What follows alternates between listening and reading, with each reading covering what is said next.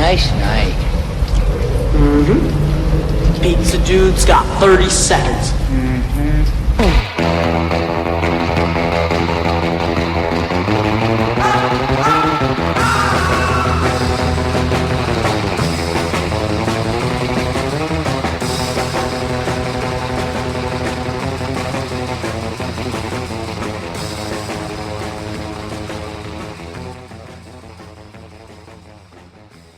Ladies and gentlemen, welcome to episode 2 of Foodies Watching Movies. I'm your host, Nate, today joined, as always, with my co-host, Veronica. How you doing? I'm doing good. Cool. We're doing a bizarre podcast because our third guy isn't here. Poor boy can't make it. Mm-hmm. He's going to live tweet the movie we're actually starting right now that I should probably hit play on. Yeah, we're watching... go ahead and tell him. I was going to give it to you. Oh, well, we're watching the original Batman from 1989. It was Tim Burton. And we also have a special guest with us today. We've got Brando from Journey into Comics. Hey, how's it going? And also Game Addicts, and also Journey into Wrestling, and also formerly of Sort of Live, and I think that's been it. Yes, Right. As far as I know. You've done all the shows. The remote is the little one. There you go, you got it. I always forget. She even said something. Should we turn this down? Yeah, I said, should we turn the movie I didn't down? realize it was that up. Wow. We also have another guest, and he gets to do his best to be Himself. the most himself he's ever been because the Silent Rob is Silent on. Rob is here. But he's going to remain silent and just chill. Yeah. So He's just relaxing while we watch Batman. And Nate's eating some pizza. You know, this is Foodies Watching Movies, so there's got to be some food involved. and I'm using my fiery Hot Ones hot sauce. Mm-hmm. The bottle is now almost completely empty, and it's been about 2 weeks since you got it. Yeah. So it's safe to say it's pretty tasty. It's really hot and delicious, and it has ghost peppers and pineapple and tasty stuff. It's really a great hot sauce. It goes well with everything. Mm-hmm. Brando, you tried it. What are your thoughts? It was pretty good. I mean, it has I don't know. I kind of think the second one had a little more kick to it. Oh, the second one that he tried today was the... Go ahead and tell him. The Doyle's Made in Hell hot sauce. Yeah. And that one's 50,000 Scovilles, so it is definitely a spicier. This one's only about 14,000. So it's spicy, but it's not... But the Doyle's hot sauce is different because it has a lot of oregano in it, so it kind of takes on a pizza sauce quality to it. And it's less vinegary. It's more tomato-based. Right. I don't particularly enjoy eating hot sauce because I get terrible heartburn when I have spicy things. But I did try the Doyle's hot sauce, and I really liked that. Yeah. And the hot ones was really good as well because it has that like fruity, pineapple-y flavor to it. First appearance, train of my existence. I heard it, train. Get out of my life. Well, we are, in Northwest Indiana with lots of trains. Yeah, that's true. So the entire intro of this movie has been the bat symbol, right? Yeah, they're just going around it. It's so dope. So the one thing that I must say is to talk about the movie for just a second. So you guys had this on VHS? No, this on Blu-ray. I mean, I did. Did you have it on I VHS? did have That's it how on you originally VHS. watched Yeah, it. yeah. Do you The feel, black box with the yellow Do you feel Batman. woefully incomplete without seeing the Diet Coke commercial? Yes. And then the Warner Brothers ball cap little short they did with the Looney Tunes. Yes, Yeah. I totally I would remember watch both that those. every single time. The Diet Coke commercial was when Batman went into the Batcave at the beginning, or was that something about? Well, Alfred was on the phone. That's right. It was the. He's like, it seems to me that we're down to our last Diet Coke. I'll be sending some out for some more. He'll be in a black car.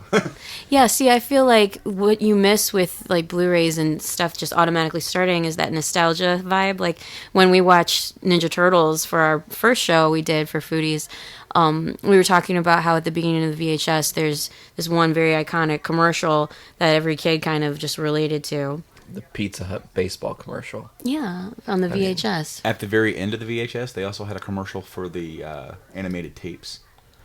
I do remember that. Because I am the one kid that I remember that would always watch all the credits for the Turtles movie, for the first one, because you had the TURTLT powered rap. That sounded like it was the guy that did the same rap for Ghostbusters too. Yes, it was so dope. And then you have the so Turtles was originally made in 87, 88 and took forever to come out. Right. So some of the music they got for it it's a couple years older, but they got this song that was so 80s. But it was had a lot of bass. It was called 9.95, Yeah, they even mention it. Like when the two kiss, you know, I think Donnie says 9.95, and they're playing that song. Yeah. And then at the very after TURTLT Power rap, then they go into 9.95, and I would sing those songs and dance around, and then they would show the commercial for the cartoon because I'm like, I'm watching the cartoon, not really. Early cool. CGI. Yeah. Oh, yeah, and Batman. And it's amazing looking. Yeah, the shadow silhouette. Ugh. What I love about this movie is how, well, obviously it's Burton-esque because it's Tim Burton doing it, but I love all of his, like, early stuff that he did. Like Edward Scissorhands and, you know, Batman. It's so goth and just, like, creepy, and I love it. Well, the cool thing with this is that this movie isn't overly Burton. Right. It's surreal. It's super surreal. The imagery, the makeup, just, like, the people in general. He does enough with it for, like, okay, you could probably guess that Burton directed this. There's enough in there that can Right. I mean, it's not like it's Charlie and the Chocolate Factory Yes. Burton. Yes. It's not like over the top like Alice in Wonderland Burton. This is more of a realistic, gritty, dark, you know. It also goth doesn't Burton. have that blue tone.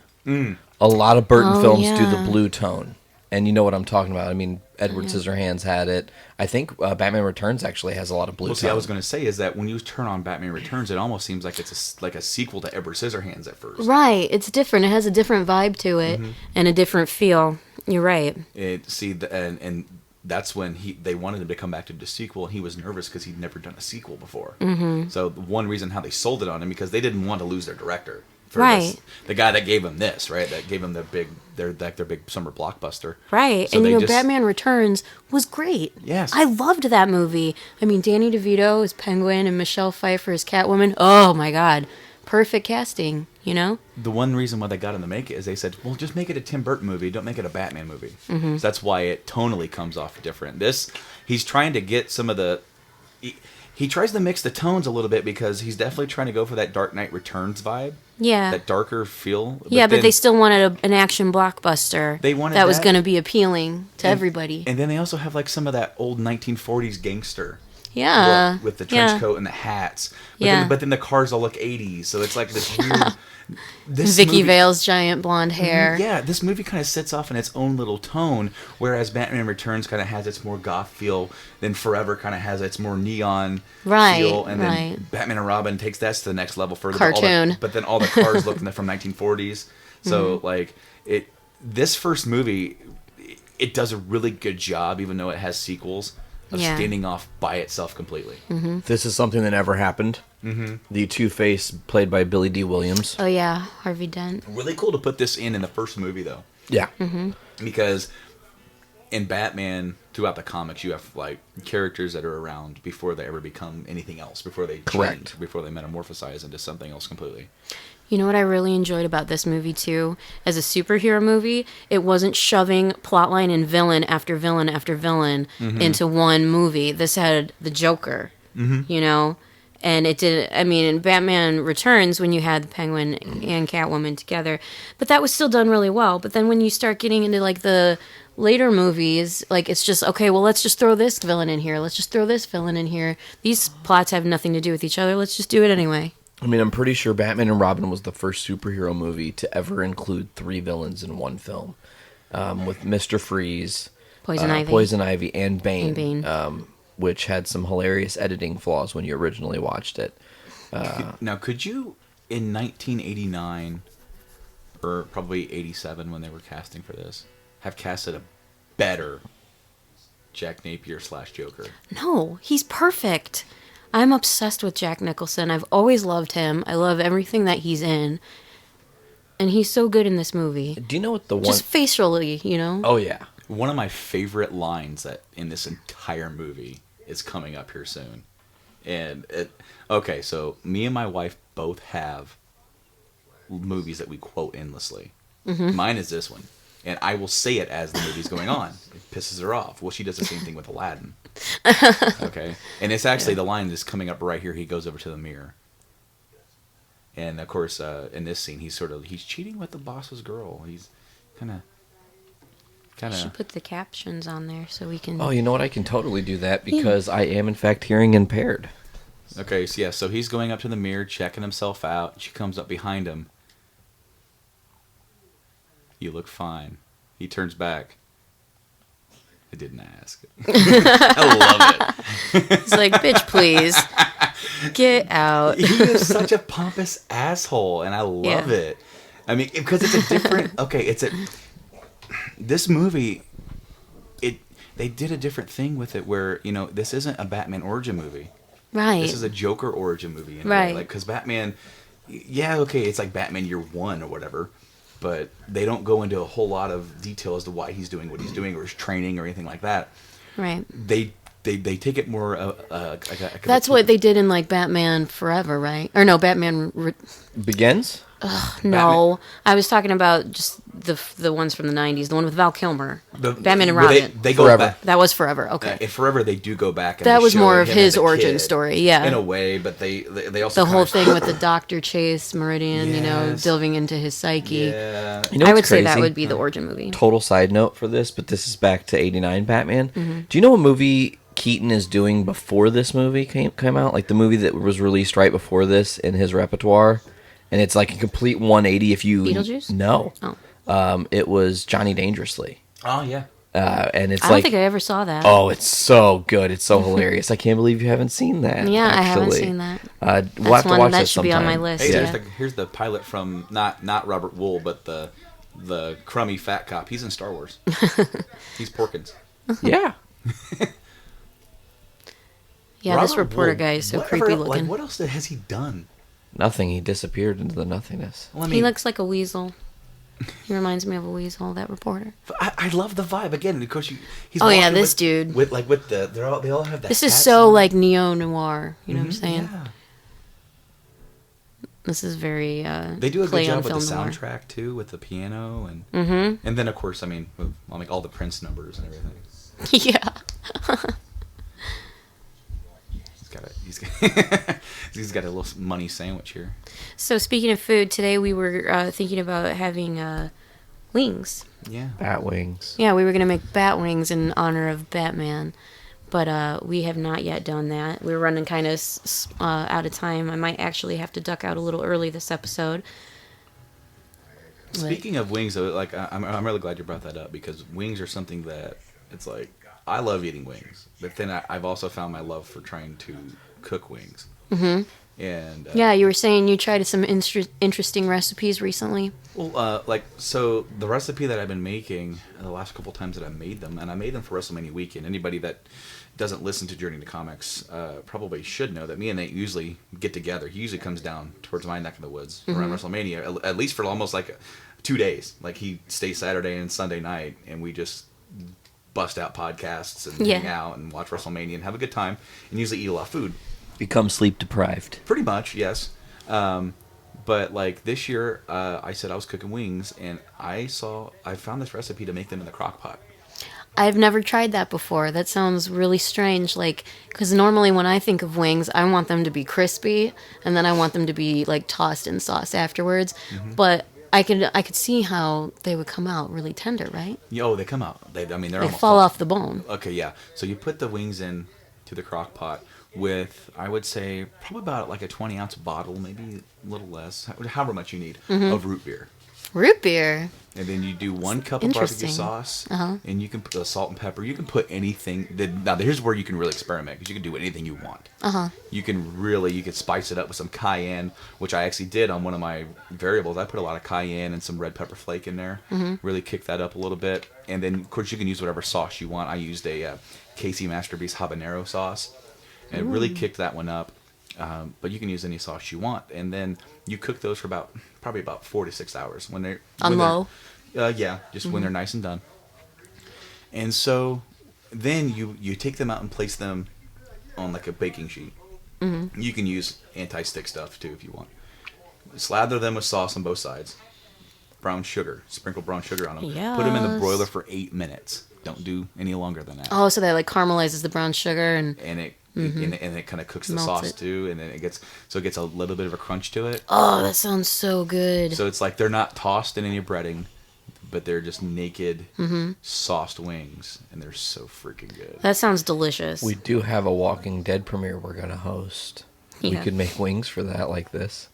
We could do that. Yeah. I'd be down. I did another That's coming up variation soon. that day when I made General So wings. Ooh. Those were good. And I don't remember the exact recipe I used for the General So. I looked up a General So, like... Just online. Yeah, and because it didn't correlate into... I just kind of used that, and then I put them into the crock pot. Mm-hmm. And then you do the same thing with broiler. Because, see, what the broiler will do for that amount of time as well is it'll kind of crisp up the outside of the skin. Yeah, because you're putting direct flame from on top. It's not like convectionally cooking it where the heat's all around. It's coming straight from the top.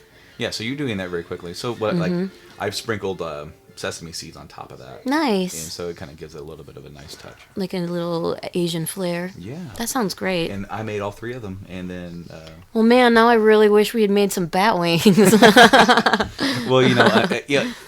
It's unfortunate because I was running late today because of my kid. Mm-hmm. Because he woke up late, and I wanted to see him. Yeah. And feed him. Yeah, I've got to pick up my little son a little bit. I mean, you know what? This is podcasting. This isn't like we're not like live on XM right now. Well, yeah. I gotta go duck out, guys. It is what it is. Really like laid back. I mean, Yeah. that you know what? And it sort of didn't time out very well. But we're definitely gonna have to make some of those wings. Yeah, I'm sure we will come up with an occasion to make a massive amount of wings. Yeah, pretty much any occasion. Yeah, we can any make wings. occasion, I mean, our go-to is usually pizza, but we've been making a lot of different things lately. We've Yeah. been making a lot of different desserts lately. I was just going to bring that up. You Yeah. and Sarah came up with, in my opinion, the most different treat I've ever had. It was so good. So Sarah had this amazing idea that we should make gourmet Rice Krispie treats, and I thought, well, that sounds delicious, of course. So we've been making different kinds, like different s'more kinds, and we were talking about maybe doing some with like caramel and pretzels and popcorn. But what I didn't thought would be really good, because I was going to make caramel apples the other day, I thought it'd be fun to make cinnamon caramel apple crispy cups out of Rice Krispies. Put them in like a cupcake tin, and then you form it around in the tin and fill it with caramel and apples and cinnamon. And it was so good. It tasted great. When we used Honeycrisp apples. They were very crisp and juicy. I had like Werther's caramels. They were great. 6 different ideas how to make them better too. Yeah. Because like I was thinking, what if we put the caramel in with the marshmallow before we put the Rice Krispies? I thought about really that too. come in together. But the thing was with those things is we melted Werther's caramels on the stove with just like a splash of water, and then we mixed the apples in with it, and then used it as like a pie filling essentially. Mm-hmm. And I liked how we did it because the caramel just kind of naturally sank to the bottom and made this super caramely like crust almost. It did. It really did. Yeah, and so I liked that you could taste the marshmallow independently from the caramel as well, so it wasn't overpoweringly sweet. It had a nice balance and crunch to it. Now, I will say real quick, as missed opportunity for Easter eggs, this should have been called Cobblepot Casino. I mean, it would have been perfect. Back to Batman. Okay. Yeah. Yes, because he's hosting it at his mansion. I mean... But I'm saying they could have been, like, sponsored by... Yeah. But, I mean, I guess... See, they didn't even go that route, though. That's true. They went the different route of his origin. I totally love... I believe his name is Michael Gow. As Alfred? He's perfect. He is like he is Alfred. He is the perfect, lovable... Okay, see the guy in the background behind Vicky Vale? Yeah. Yeah. That's the Dance with the Devil and the Pale Moonlight guy later in the movie. Oh, yeah. The younger guy. Yeah. Yeah, it is. Can I just say how much I love Vicky Vale's white ball gown she's wearing? Totally. Like, how often do you get to wear a giant, fluffy white ball gown other than, like, your wedding? Never, because I'm a dude. Well, Never. Still. She looks like a little Barbie. I want a Barbie of her. And I gotta say, I love Keaton as Batman. You know what? That's a controversial opinion, but... Well, no, he is my favorite movie Batman. He's great. And I love Alfred. There's so many funny things about this movie that you just have to pay attention to this movie to actually notice. Well, it's indicative of, like, who he is. Like, he's always picking up after Bruce. Right. He's just, the butler. So he's just right there behind him. And see, the thing is that, like, originally this movie was supposed to be a comedy. Was it? Yeah, Bill Murray was in line to play Batman. Oh, my God. And Eddie Murphy was in line to play Robin. Oh, my God. And I'd see that movie. I mean, it would have been hilarious. But yeah, I mean, I'd see that movie if it came out in the 80s. I believe 80s Eddie Murphy and 80s Bill Murray. I mean, I love Bill Murray sort now. of before Burton got attached, and they kind of shifted tone with it, and I decided gotcha. to go another way. But see, Keaton had been known as such a completely different actor, so that when they placed him in the role, there was a backlash. Just like there was a backlash with Heath Ledger. Just like there was a backlash with Ben Affleck. I mean, for some reason, whenever there is a new actor coming in that's not necessarily associated or has a bad rap, Like George Clooney. So no one said fucking anything about Clooney. George. He is the worst Batman ever. And he'll be Correct. the first person to tell you about it, because I've read articles, like interviews with him, and he'll be like, yeah, sorry about that, guys. He knows he was so awful in it. And if they ever did like a true to film Dark Knight Returns film adaptation, I would actually give Clooney a nod at playing him again, because I think now as a more seasoned actor. Well, yeah, he wouldn't be. It was like he was a cartoon of Also, George Clooney playing Batman. Tonally, it would be better for him. Oh yes, Yeah. Now that he's older and a little more grizzly. and he would love to make up for that, God, that would be good. That's King a good of the idea. Wicker People. This is one of my. That's another one of my favorite scenes. quotes. Yeah, this is one of my favorite scenes too. That should be another one of our Foodies Watching Movies games, is celebrity casting, like fantasy fantasy casting? casting. can Yeah, do that. a fantasy cast. Brando, you're familiar with a little bit of Foodies Watching Movies. I've listened to both episodes. You're aware of our game, our movie-to-movie game. Poor boy, who's not here, gave me the special request. He said, I really want to see Brando's mind. Yeah. And he goes, I want you to make him connect two Batman movies. 1989 Batman. So we're going to do 1989 Batman and The Dark Knight. Yeah, see if you can connect those two movies via actor. And you can take your time, think about it. You don't have to rush your answer. We can move on and start doing other things. Keep that in the back of your head when you feel like you're ready to maybe bring the idea to light. And Let you us can't know. use like TV shows, right? It's just movies. only movies. Only movies. Only Now, movies. I had something to say. I was going to say something right before you said that. I want to call you out on past episode. Oh, damn. I'm calling Nate out because he botched something. I did. Die Hards. What? What's the name of the second Die Hard movie? With a Vengeance. That's number 3. Okay. Die Hard. The second Die Hard is called Die Hard 2. Yeah. It's just called Die Hard 2. Die Hard 2, Die Harder. Oh. Die Hard with a Vengeance is 3. Called out. I would drop the mic. But You know what's really weird, though, that you bring that up, because actually I wanted to kind of call myself out anyways, because you're speaking on the Bruce Willis movie-to-movie we did. Mm-hmm. Or it was- filmography. Yeah, filmography. Right, we went around and we did the filmography. Yeah, game. yeah, that's right. And actually, by technicality, Veronica should have been rewarded the victory, because she says in the episode, Sin City 2. Ah, yep. And I said, no, he was killed, and he's probably not. I don't think he's in Sin City was 2, just but a ghost. he's a He Was in ghost. Sin City 2. He is. So I won. Well, Sorry. Sorry, I get really into it sometimes. oh, that's okay. Take I'm about it to really down. get into those last couple bites of pizza. On air, by the way. Look what I did. Oh, yeah. I finished it. You finished the hot ones. I don't know what to do here. I'm a little bit lost. Sean Evans is going to have to come on our show and challenge me to eating hot wings. Except for he does it professionally, so he would probably kick my ass. He would definitely kick your ass. But I wouldn't be afraid. No, I would- you would do it. I would and you would get get all the way through through. it. Yeah. But then you'd Ugh. like...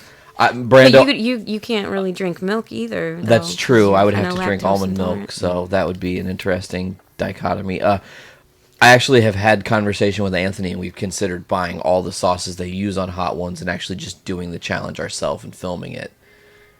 Because... It's kind of funny that you mentioned that you can't drink milk. Yeah. Okay, so here's an Easter egg for game addicts. I mentioned I was playing Mass Effect 3, right? Mm-hmm. So in the Citadel DLC, you can throw a party. One of your team members is up there and says that, can't believe you actually have, cow's milk on the Citadel. You found it. I know how you did. She goes, can't really drink it. It's not so much as that I'm lactose intolerant. I just don't put up with lactose's bullshit.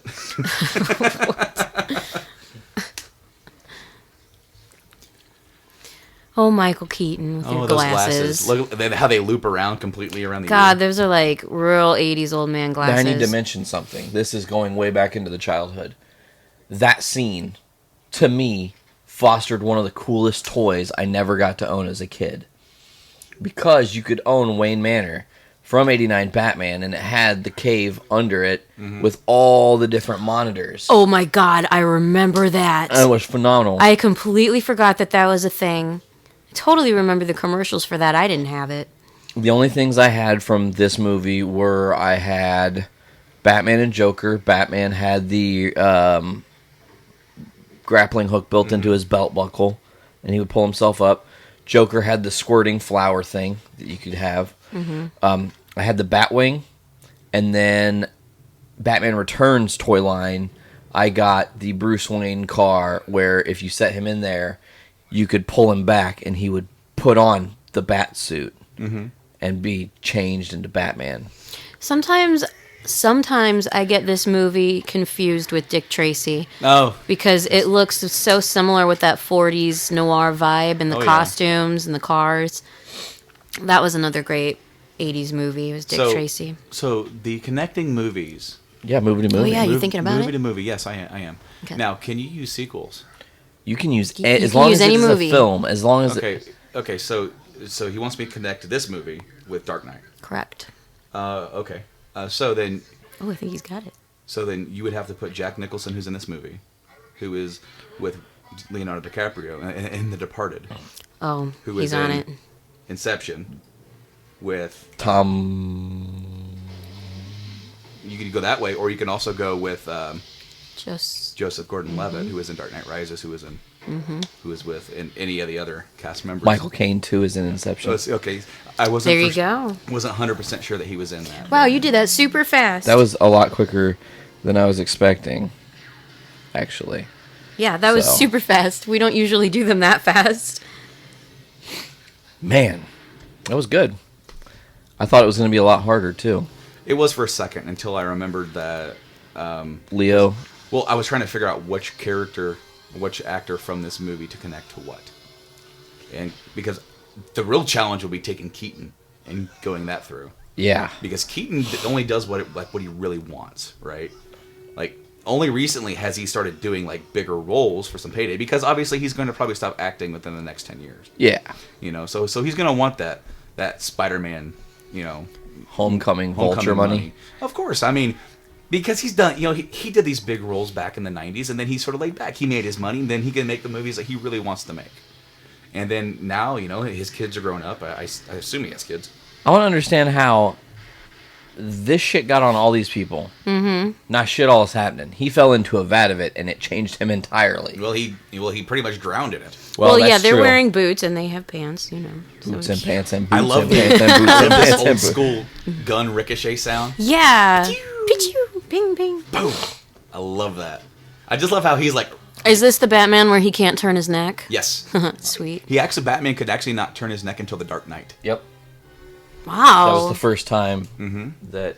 Does he have nipples on his chest in this one? No. They didn't add those until, was it Val Kilmer, right? Kilmer. Was it Kilmer when they had nipples, or was it the Because it was the Well, final Clooney suit had of 'em. Kilmer. That's was for it sure. the sonar suit? Yeah. Had the nipples. I feel like I just watched that movie, the Val Kilmer one, not that long ago, a couple months ago maybe. Now I kind of want to watch the Clooney one because I love Uma Thurman. God, but that movie's so awful. I know, but it's a cartoon, you know. It's a cartoon for. What I for would really like teenagers. to do, guys, if it's ever possible, Sure. you know, it probably may take a couple years for this to happen, but we should actually watch through every single one of them. Which, Duh. Batman? Like, watch through this All one, the Batman Batmans. Returns, Forever, and Robin.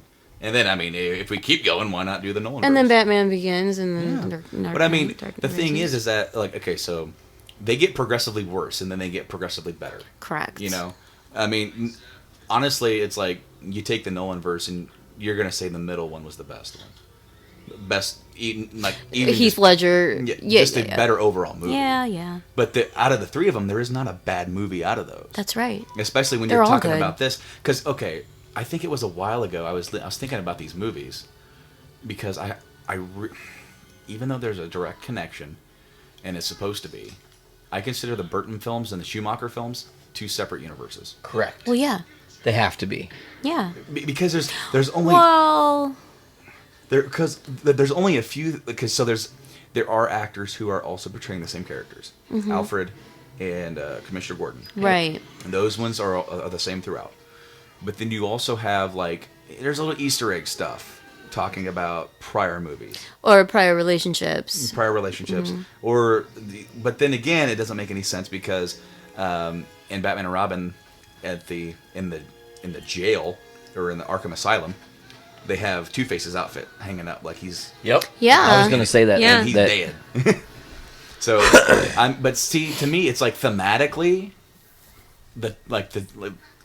you have this set over here, you have this one in Returns that have a certain set feel. Even though Returns also has a different tone and feel to it, you get the connection. This is the same universe. Yeah. Yeah. But then, as soon as you go to Batman Forever, it's almost entirely changed. Yeah. Everything has changed. Like the mood, the lighting, the writing. Yeah, sure, Gordon is the same. Alfred's the same. Suit's different. Suit is different, but still similar enough. Batmobile's way different. Yes. You're talking about Batman Returns? Batman Forever now. Oh, okay, Batman like, Forever. when you get that was completely different. It was more like that's popcorn movie. kind of like EDM. It just reminded me of EDM with all like the Which one? the Val Forever? Kilmer one. Are you just? Yeah, like are with, you like, only all the- talking because there's the glow people? There's tons of glow people. Yeah. Yeah. You're right. There are a lot of glow people. Yeah, I mean, there's the color scheme in general is totally different. Like, this movie, the 89 Batman, and even Batman Returns kind of reminds me of that movie American Psycho, in that, like, 80s excess, like, city vibe. And then when you get to the Val Kilmer one, and then later the Clooney one, they've gotten more and more unrealistic, you know. Less gritty and just more fun, you know. And silly. I love how she already has a date with the guy. Like, Yeah. like they barely even talk. They didn't. I didn't see them exchange numbers. Nope. I didn't see like, hey. And she's, like, always in white money. because There she's it is. so Rob, pure. yeah, Rob called it. And then she's in that little puddle jumper, and he's in this like England castle. They're way the fuck far away from each other eating soup. Yeah. Maybe we should have just had soup today and ate really far away from each other. Well, I wanted to order pizza again because there's a pizza scene in this movie. Like when the Joker's going to, isn't he carrying in a big pizza? I'll point it out when we get to it. Okay. I'll point it Okay. out when we get to Did he it. pass the salt? Huh? He has to walk all the way across the table. He's not passing it as he is like carrying it to her. I will bring you the salt. Yeah. What a weird, awkward date. And like the candles aren't even lit. Yeah. The fireplace is not going. Totally not romantic. Did you have a very hard time direct- finding the house? She's already been there once. He's making small talk. He's so awkward. See, the thing about the Keaton Batman is that he most Batmans you see you have a definite like dichotomy between like he's definitely portraying a certain kind of Bruce. Right. Like a Playboy right. Bruce. This Yeah. guy, this Bruce is just awkward. He's just kind of a nerd. He's a nerd. He's just kind of a weirdo. He is, but he's also Yeah. he's a very He's tortured eccentric. soul. Yeah. He does. Well, Keaton really can bring some depth to any kind of role he's in and still be funny and light and Yes. entertaining. And see, like when you get to Batman Returns, he seems like he's gotten more at peace with who he is and what he's doing, because he seems more laid back and attuned. Mm-hmm. And here, he's very much like, as Bruce, he's very much unsure of himself and keeping people at bay. Mm-hmm. And like he's getting that lying thing down to people, where like he kind of fibs to her and stuff about being out of town here soon. Mm-hmm. But like when I feel like he got more tortured in Batman Returns because obviously his relationship with Vicky Vale was over at that point. Yeah. They just couldn't make it work with the duality of his personality. And I think that's why he was such a great love interest with Catwoman, because she had the exact same problem. yeah, it definitely brings Yeah. those two together. Yeah, and it makes it... that movie was definitely tonally more dark. It was, but it's the funny thing is that it's not totally more dark for Batman.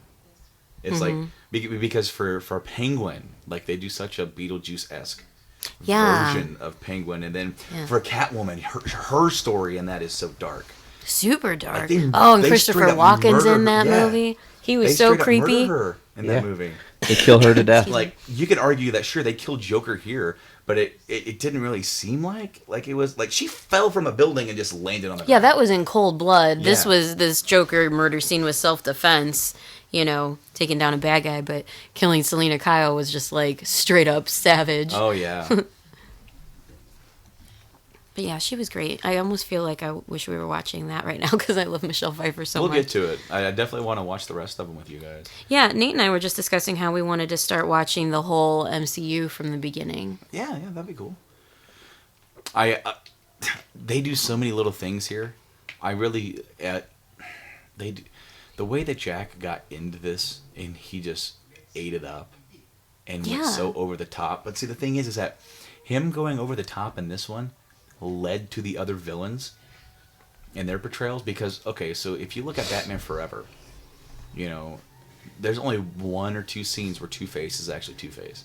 Yeah. Yeah. The rest of it is just like, what if Two-Face were more like the Joker? Or then the Riddler. It's like, he's the Riddler and he's riddling, but it's like, what if the Riddler were more like the Joker?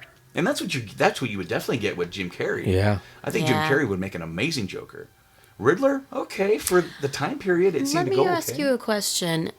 I have not yet seen Suicide Squad, so I have no... Oh, you haven't seen it? Oh, I thought maybe you had seen it at this point. Have you seen it, Rob? Yeah. Well, guess what? You can say something. Okay. It's like, okay. You have something to say. Yeah, here.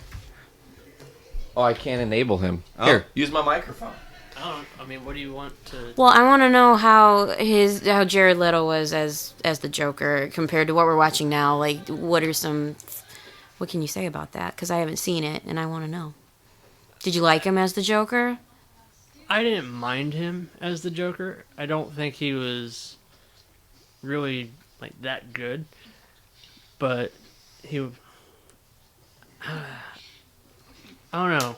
Because he was totally different than any kind of other Joker that, has been portrayed in the movies anyway. Yeah. Based on, like, the previews and the reviews and all the shit that I read about it, it seemed like he was pretty outlandish. And I think Rotten Tomatoes gave that movie, like, 29%. Dang.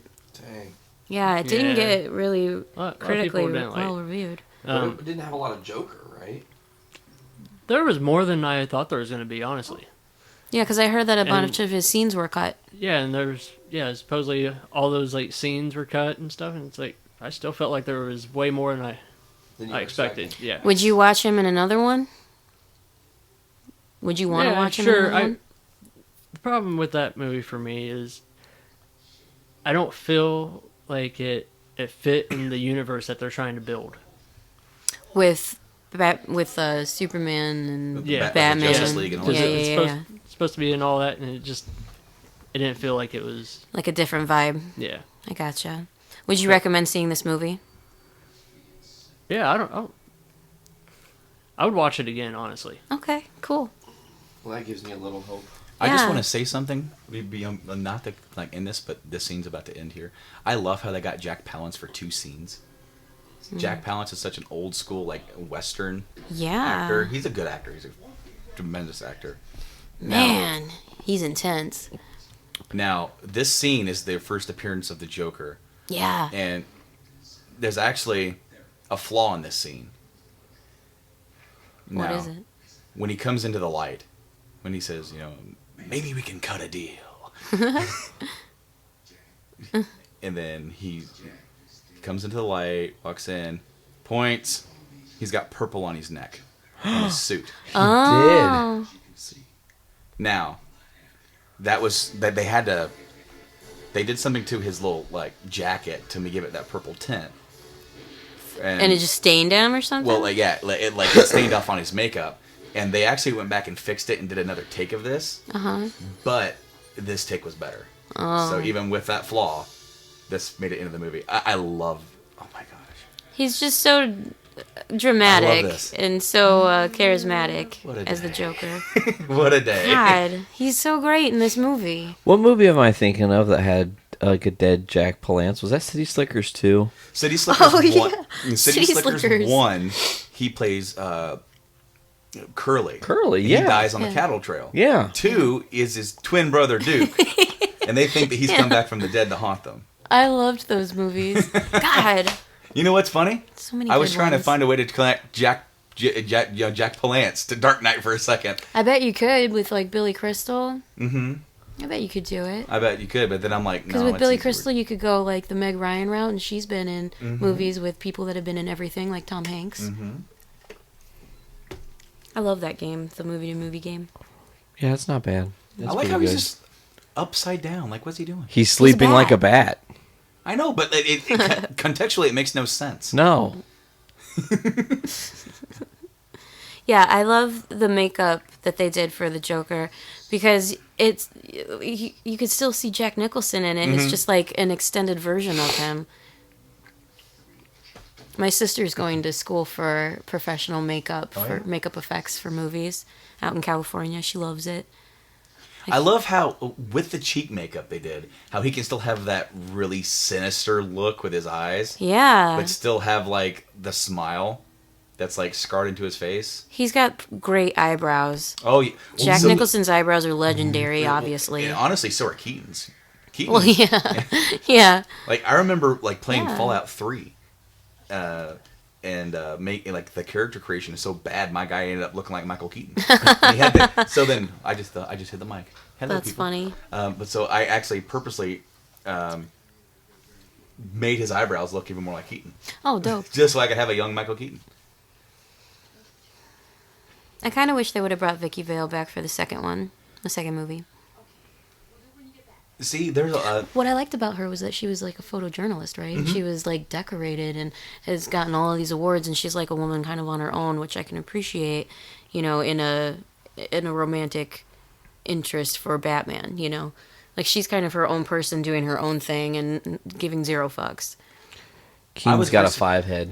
I was very surprised they didn't bring back more people from the first one. Like the whole stuff with Harvey, with bringing back Billy D. Williams. Yeah. Or bringing back Robert Wool as, like, the reporter. Because, I mean, they have a whole scene where they're selling newspapers and talking about the Penguin Man. So why couldn't Robert Wool's character be, like, the Penguin Man? First it's the Batman in this movie. Yeah. And then it's all about the Penguin Man. Yeah. You'll never believe what happened to me today. Oh, God, his poor He's wearing Joker's the beanie. girlfriend. That's and then She collapsed too nicely. I just like just laughing and sipping his martini. Well, he's technically been dead, so he's got nothing left to lose. No, I just love it. He's just going to enjoy his afterlife living again. Yeah, this is very Dick Tracy, this gangster scene. That looks like Stan Lee over there. It almost. did, yeah. I love the costumes in this movie. His eyebrows, dude. Man, what is it with the eyebrows? I love how they did makeup on makeup. Yeah. For this effect to make him look like he was Jack again. Yeah, they put the darker foundation over his white makeup, over his prosthetics, over his face. Had to have been hot as shit, right? God, I wonder how long the prosthetics took to make in this movie. That's something that we should have looked up, some trivia and stuff. Dang, getting blowed up. I know, my phone's going. Oh. Okay, well. Sorry. It's no biggie. I love... this is maybe one of my favorite scenes in this movie. Oh, man. This Gonna be a hot this one movie in the has old so town tonight.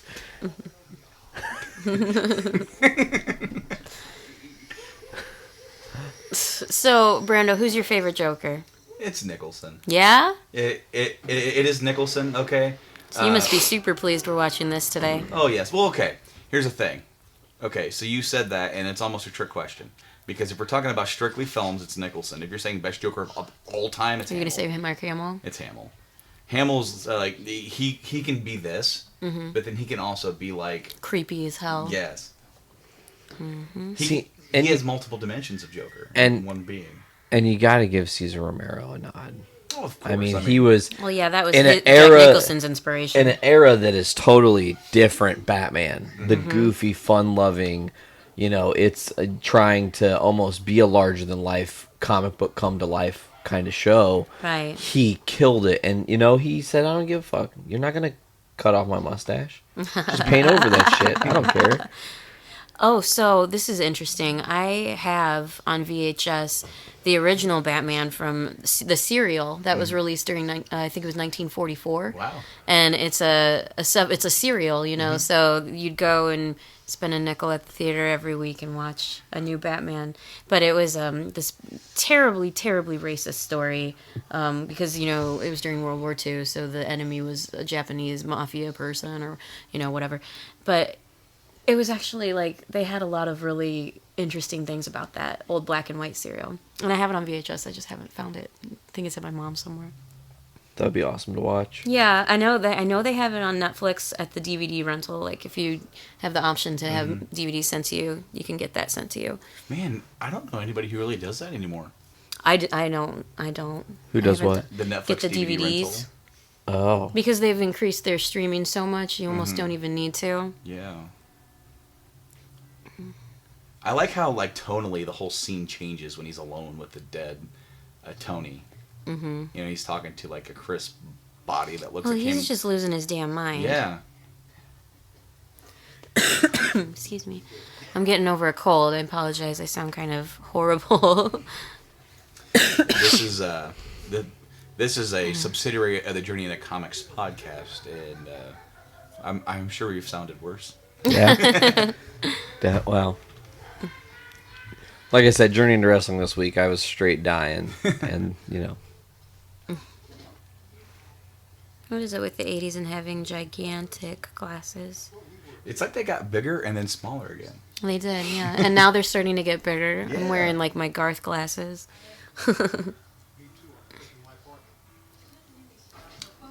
I like how they've been a partner for like a week.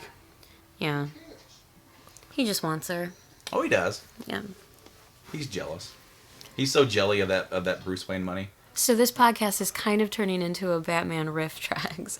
I feel like that's been our thing the last couple of times we've done these. They've just turned into riff tracks.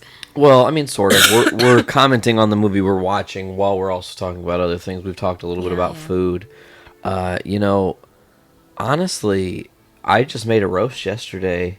It was the easiest thing on earth. Yeah, roasts are great. But I mean, I went a little ham with seasoning because I do that from time to time just to see what happens. And I put like a shit ton of pepper and some salt, and then I used garlic powder and this like meat seasoning, and it was phenomenal. My favorite roast recipe is for a crock pot. You put in the roast, and you mix a cup of water with a packet of Italian dressing seasoning and a packet of ranch dressing seasoning, and then you chop up your onions and carrots and whatever else you're going to put into it and pour it over the roast and cook it for like 4 hours on high, 8 hours on low, something like that, depending on how many pounds your meat is. But I love that recipe because it's so easy. It's literally just a packet of ranch and a packet of Italian dressing with water. And it makes this really, really flavorful gravy. And then you can make like a little slurry with some flour and turn it into actual gravy for mashed potatoes and serve it nice. that way. You know, like one of the best things about making a roast is taking the leftover roast and making it into a barbecue. Oh, yeah. I have fresh leftover roast, and I did not even consider barbecuing it. All you gotta do is put it in a pan on the stove and put some sauce in there, put some extra seasoning in there, and let it cook up and stir it up. And it's You could do that and put it on a grilled cheese with like some thick ass Texas toast. Yeah. And just make like pulled pork, or not a pulled pork, but pulled. I guess it is pulled pork. It is. Pulled pork Yeah, grilled cheese roast. sandwich. Pulled Yeah. roast. We made pulled pork grilled cheese sandwiches, and we posted our picture on our Foodies Watching Movies Instagram, which we update, pretty regularly. Foodies watching movies. At Foodies Watching Movies. And Poor Boy's gonna live tweet this movie on our Twitter tomorrow, I think. And so you go to Film Foodies on Twitter, and you can actually see his live commentary on what he thinks about the film. Mm-hmm. I'm excited to kind of follow along. Since you couldn't make it, at least. Yeah. At least, so I think it is good that we're doing a little bit of a riff track. That way we can get some of our thoughts in.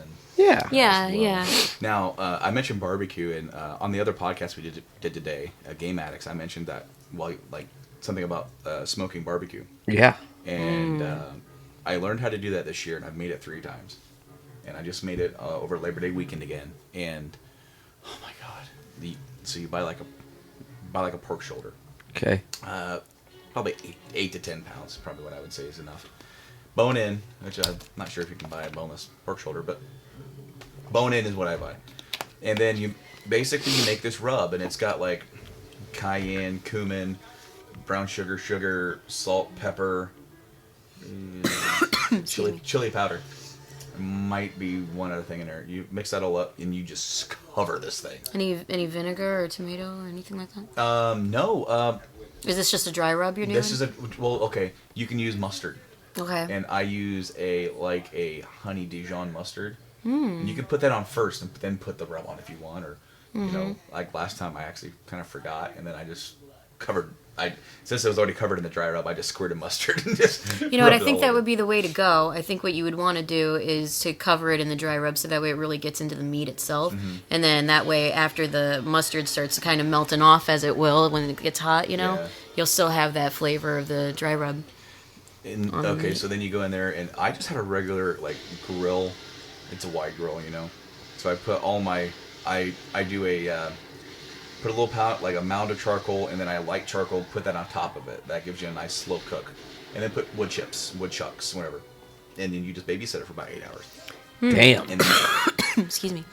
cook it, turn it about every hour until you get it about 165 degrees internal temp. And then you're going to want to wrap it in tinfoil and finish it up to about 195, 200 degrees. And what that's going to do is that's going to allow it to get nice, tender, and juicy on the inside, while not getting it too crunchy on the outside. There's still going to be some char there, and then by that point you take that thing in, and it's just going to fall off the bone. It's going to yum. And then very similar to like some other barbecue places or whatever. Not it's just got so much raw flavor, juice, and then whatever sauce you use is just condiment. You don't drown it in it. We've been eating some pretty good barbecue recently from this local place, Bomber's Barbecue in Munster, Indiana. Oh my God, best St. Louis ribs ever. Yep. They're so good. Hands down. And they make all of these incredible sauces. Did you hear Brando? Huh? You want to say that again? That's where I had lunch. Oh, that's right. Yeah, he had Bombers without us. The hell, Brando? Not cool, bro. Rude. Yeah, but no, Bombers is the bomb. It's very good. I was under strict orders to bring home Bombers. There's Bombers in the fridge right now. Oh, for your wife? Yes. Well, yeah, we had that last time you guys were up here, and it was that delicious. every time we're up here. Well, yeah, Duh. Bombers is the best. They have the best ribs. Their baby back ribs are good. My favorite is the St. Louis, and you get the full slab, and they come with baked mac and cheese and cornbread and curly fries. Oh, so good. Their sides are so freaking good. Their sides are fire. Honestly, if I lived here and I would actually get out of because I only come up here a couple times a year, I would try everything on the menu. But I mean, it's just a matter of I get up here, it's like I want a sandwich. We actually have a friend who works at Bombers. He's in this band that our band played with, Belladonna, at our last show.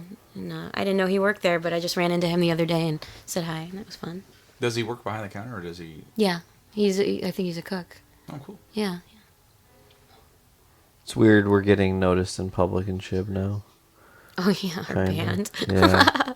Nate and I are in a Misfits piano tribute band. Punk rock piano. Punk rock piano, yeah. You just call it piano. People think that it's just all pretty and beautiful, No, slow music. no. We play pretty dirty piano. Yeah. So that's been fun. It is fun. It's a fun way to spend time playing some Misfits.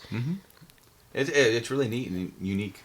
It's especially very timely since they just got back together and did that show. Yeah. It's so weird too because we started this a year before ago, that, and then yeah. all, like midway through our being a 1 year as a band, like right at about the halfway point, They announced they were reuniting for Riot 2 Fest. shows, And we got to see them at Riot Fest, and it was fantastic. It was everything we wanted and And it more. was about the time that that you guys were ready to play live. We just had our first show a month ago, a couple of weeks ago. about a month just a little over a month. A little over a month ago, we had our first show in Valparaiso, and we've got a couple more gigs coming up, like several in October and a few in November. And, One down really in Brando's neck of the woods in December. Oh yeah, New Year's Eve we're playing in Lafayette, so that'll be fun. I think it's the Doom Room. He hasn't given me an official venue. Okay, Because he so- books for things other than just the Doom Room. Well, okay, because he will book like Doom Room Presents. Yeah, exactly. Like other venues. And yeah. We're still waiting to get the So, like it's that still one under lined their up. umbrella. In fact, I want to say I read something that if it is at the Doom Room, I think they do video. They record do. of all They their do stuff. live recordings. They do live full-on recordings of of every band show. that plays there. So, I thought that was pretty cool. It's pretty neat. They've had bands come up from like from Brazil. Oh dang. yeah. I can't remember exactly. A podcast buddy of JIC is Blaine. Yeah. He's in. I think he even lived there for a while, That's cool. like at the Doom Room. So, he's in tight with these guys. He's played with some of these guys. Yeah, I'm looking forward to that one. That'll be a fun show. It's, being sick, it's been hard because I'm, singing in this band and playing dirty piano. And it's been hard to get a lot of practice in because I've been sick for so long now. Can I explain dirty piano? Please do. So we take the electric piano and run it through actually like a distortion pedal, and it gives it this crunch that's different. Yeah, it gives it kind of a white noise effect where you're still playing the bass notes, so you can hear it tonally. And it kind of reminds me of that show Stranger Things. Okay. Like that weird 80s vibe to it. But I love it. It's fun. Excuse me. Oh, this part in this movie always freaked me out when everybody started turning into clowns. Ugh, creepy. Action news. Cue Becky. The old '80s shoulder pads. God, and her haircut. My goodness.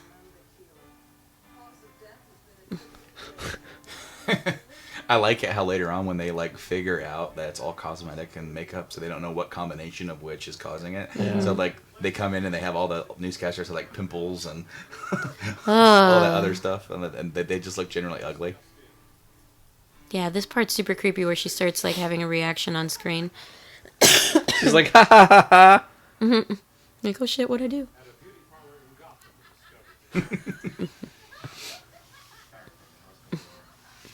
So I hope our listeners are watching this movie too, so they know what we're I don't know, laughing Brando, at. you are a listener of this show that isn't directly involved with this show. We've done 2 riff tracky kind of movies, not necessarily saying you probably didn't watch the movie when you listened to it. What No. were your thoughts? Well, okay, like with episode 0 with Twister, I don't know Twister like you guys do. I last time I saw that movie was in the 90s, so like that was just listening to you guys talk, and I can imagine it. Turtles, I know from like the back of my hand. So the minute you guys were talking about a scene, I knew exactly what you're talking about. Yeah. And I would hope that if whoever's listening to this episode, if they're going to come to the conversation, they're going to hear us talk about this movie. They have to understand that if we're watching a movie, at some point you're going to have to turn around and talk about the movie.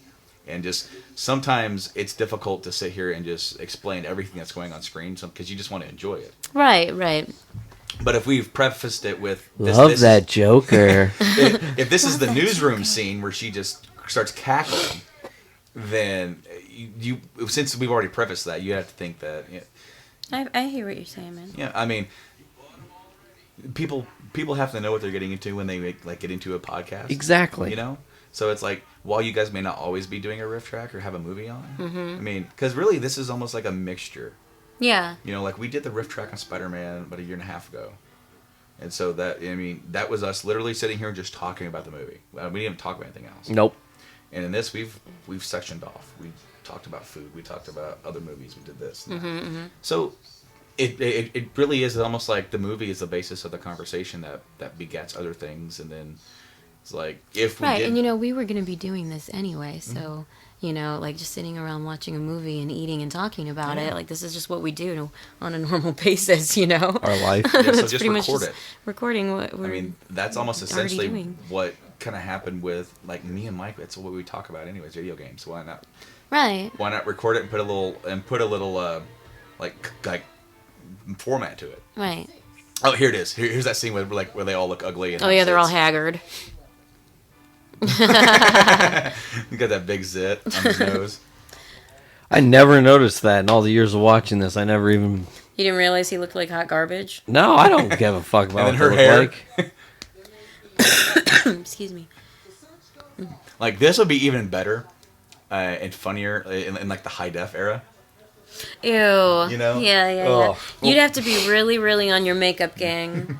Like, Well, my sister's at that school, and there's Yeah. a whole 2-month course she has to take that's dedicated to HD camera makeup.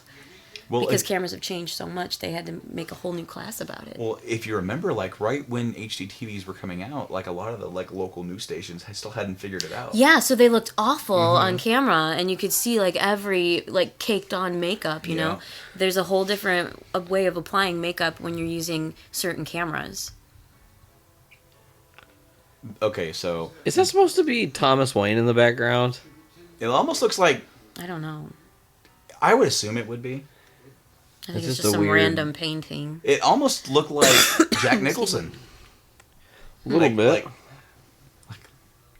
Okay, so the scene that's going to happen is that Joker is setting up a date with Vicky Vale, making her think that it's Bruce. Mm-hmm.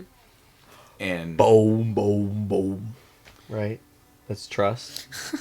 Right? When he's... it's the Oh, Party No, Man. It's Party Man. Because okay, so this scene coming up, this whole scene of Joker tearing up this place is near and dear to my heart. You know what I think I just noticed? Huh. I think that was... Like, that statue could have been... was it Jebediah Arkham? Is that his name? Hmm. The guy that founded Arkham Manor. Right. Wow, that's delving really deep into the. But you have to nerddom. know like how his facial structure is, and he was a bigger bearded man. So seeing that statue, it just kind of... But this whole scene, it's very near and dear to my heart. My grandfather on my dad's side. Okay. I only remember like twice him ever babysitting me. He did it more, but there's only 2 times that I can ever remember it.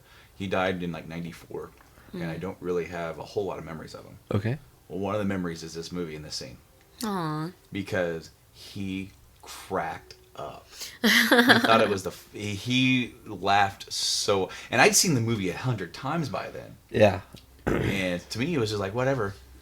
And so he just was like seeing Jack Nicholson prance around. And Gleefully. He's cracking up. And I remember when I first started using my wife's Spotify account. And I was going through, and they had the Batman soundtrack. And I added Party Man, and it starts off with the "Ladies and Gentlemen, let's broaden our minds." Oh. It starts off with the Nicholson line, and then it goes into the song. And I remember, like, I got off work one night and found that, and I downloaded it, and it went volume cranked. And here I am at 3 o'clock in the morning, driving down 65.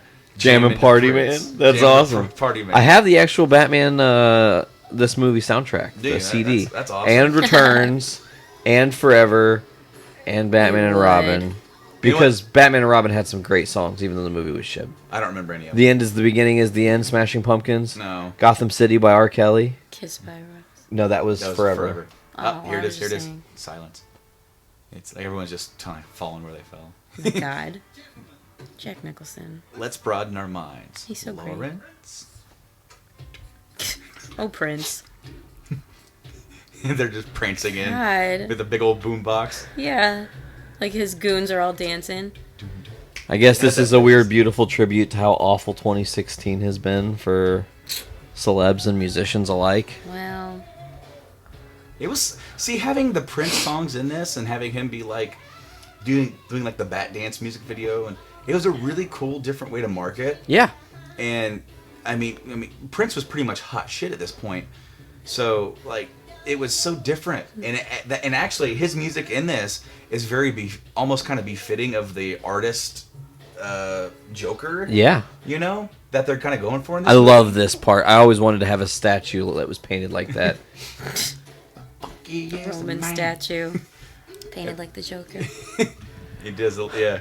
A little mocking the statue, knocks it over. Woohoo! They do this whole little like musical number, and it's just amazing. And they just have their big boom box. I can hear my grandfather cackling right now because of this. All this art getting destroyed and Yeah, you're just dancing like to a him fool. it was just so funny and like outlandish. Like I don't remember anything else about him watching this movie until this scene happened. And then he gets the last painting, and Bob is gonna. Oh, is that really I like creepy this looking? one. Live it. And there's Vicky Vale sitting there with the gas mask on. Like, the fuck is happening? Again, I got to remark on how weirdly fitting stuff in this movie is. Eminem's mom. Oh yeah. Wow. Eminem's And I love mom. his lighter for the Yeah. for the handles, Yeah. flamethrower. God.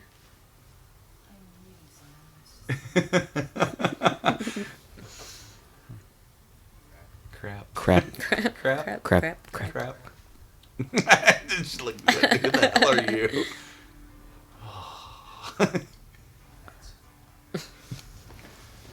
Oh yes. Well, guys, it's getting on. I've actually got a skedaddle here. I got to go pick up my little son, but I had so much fun doing these podcasts with you guys today. We did the other episode, Game Addicts. Yeah, I'm so excited to have you here and be able to do this. Yeah, me too. We got to do this more often. It was fun. And next time, actually make some damn bat wings. Or We're gonna have or to make pizza. some damn bat wings. That's my go-to. Jamming it. Oh man, this movie is just. I know. I don't want to leave. I'm like sucked in. You should just, traffic's bad. Oh. I'm just saying. But what if traffic really is bad and it makes it Yeah, even and then I'm like worse? super late. I need to go get my little baby. Well, I'm a little baby I'll boy. save that comment for off air. Okay. My thought on. I love this. You must be joking. Do I look like? Do I look like I'm joking? Sorta. Well, Well. God, his see, makeup's like there's creepy. only a few times in the movie like where he really gets like when he's laughing, he gets that gleeful look on his face. But other than that, he just has this really sinister, psychotic look on his eyes that mixed with it, like with a smile makes it he's just creepy. Okay, have you ever seen the movie, real quick before I leave, have you ever seen the movie The Witches of Eastwick? With Jack Nicholson and Cher and Michelle Pfeiffer What is and it? Susan Sarandon. The Witches of Eastwick, the movie that I asked Oh, the one you to... that we were watching on our way to Mississippi. Yeah, and then you like deleted it after, and we didn't get to watch it all. Have you I ever don't seen this know movie? that I She deleted just threw it. you under the bus. No, I She fucking did. I'm Well, Cliff I'm super Burton. pissed about it because I wanted to watch this movie. It's like my third 30 favorite years movie later, all over ever. again. Excuse me. But yeah, he in the movie The Witches of Eastwick, he plays like a version of the devil, and he's so good in it. It's just like I can't even describe him. Have you ever danced with the devil in the pale moonlight? I mean, he's great. It's like all this like humor and darkness all in one.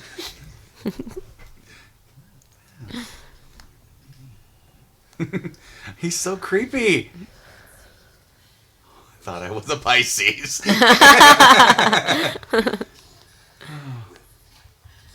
God, he's such a freak. Oh, and then she Serious grabs the raper water. face. Boom, and he's like, Oh, Wizard of help me. Oz here. Because all this makeup's coming off. Yeah. and she's like, oh my god, what have I done? Water. Oh, hope you're okay. Boom. And cue the bat. On that note, men, this has been a very fun day of podcasting, It has been. and I can't wait to listen Oh man. to the other ones. You know, this is only like the second or third time he's actually been on screen in the suit. Yeah. You know, like, Batman Begins, you go through a whole hour before you even see him in the suit. And while this one is the first time you see him, he's in the suit, but then there's a long period of time where he doesn't really do anything. That's true. He's rich, bro. I love that there are like designated Joker mobiles and With stuff. the symbol on. Yeah. And stuff. Yeah. Is this the first time or the second time we see the Batmobile? No, they haven't shown it yet. So this is Didn't the they first show time. it in the Batcave? It might have It been was like there. parked Yeah. in the Batcave at It the might have beginning. been there, yeah, but this is the first time we're actually seeing it in action. Well, yeah.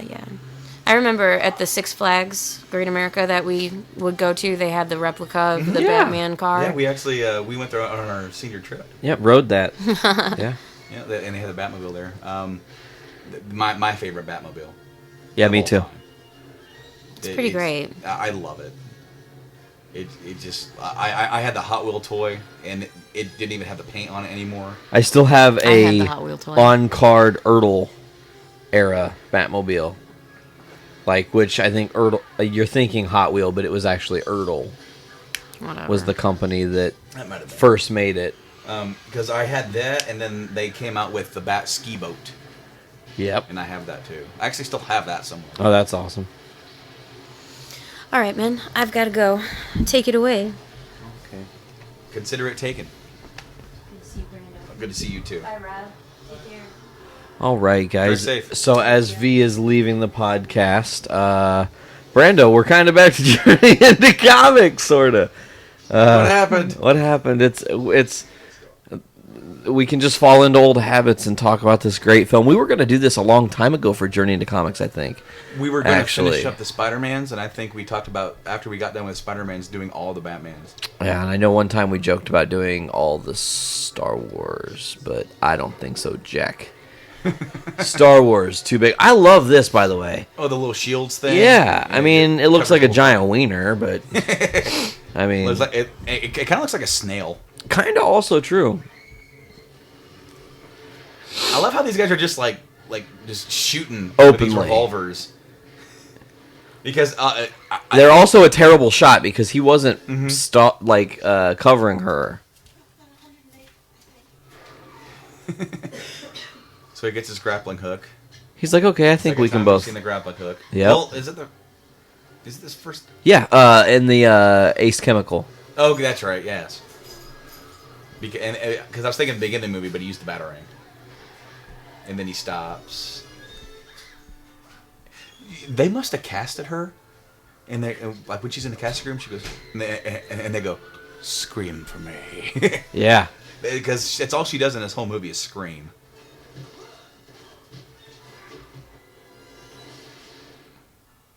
So they just killed him Yeah. because it's just rubber and it's not reinforced. Check his wallet. Bob the Goon says, "Dude, Jack Palance and Bob the Goon are both in City Slickers." Really? Yes.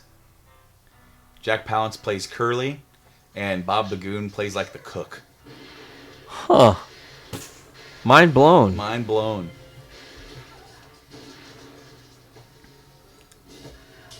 I love that.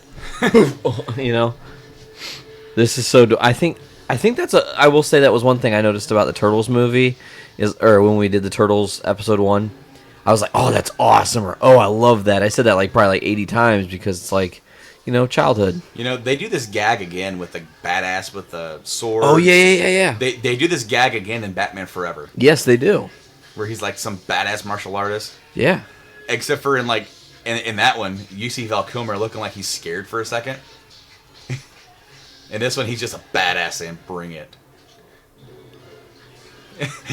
Although, that right there doesn't look like he's like the king of anything. That guy with the swords looked like he just waving them around. Yeah, like he was having a conniption fit. Oh! Bob the Goon says, "Not today. I'm not going through this."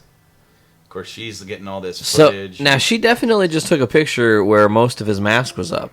Yes, but I mean, how well was that going to come off with that with that flash from all the way on top of the building? That's true. That is very You true. know? But then again, who knows? I mean, we don't know what kind of optical zoom. Batman did it before Google. Self-driving car. There you go.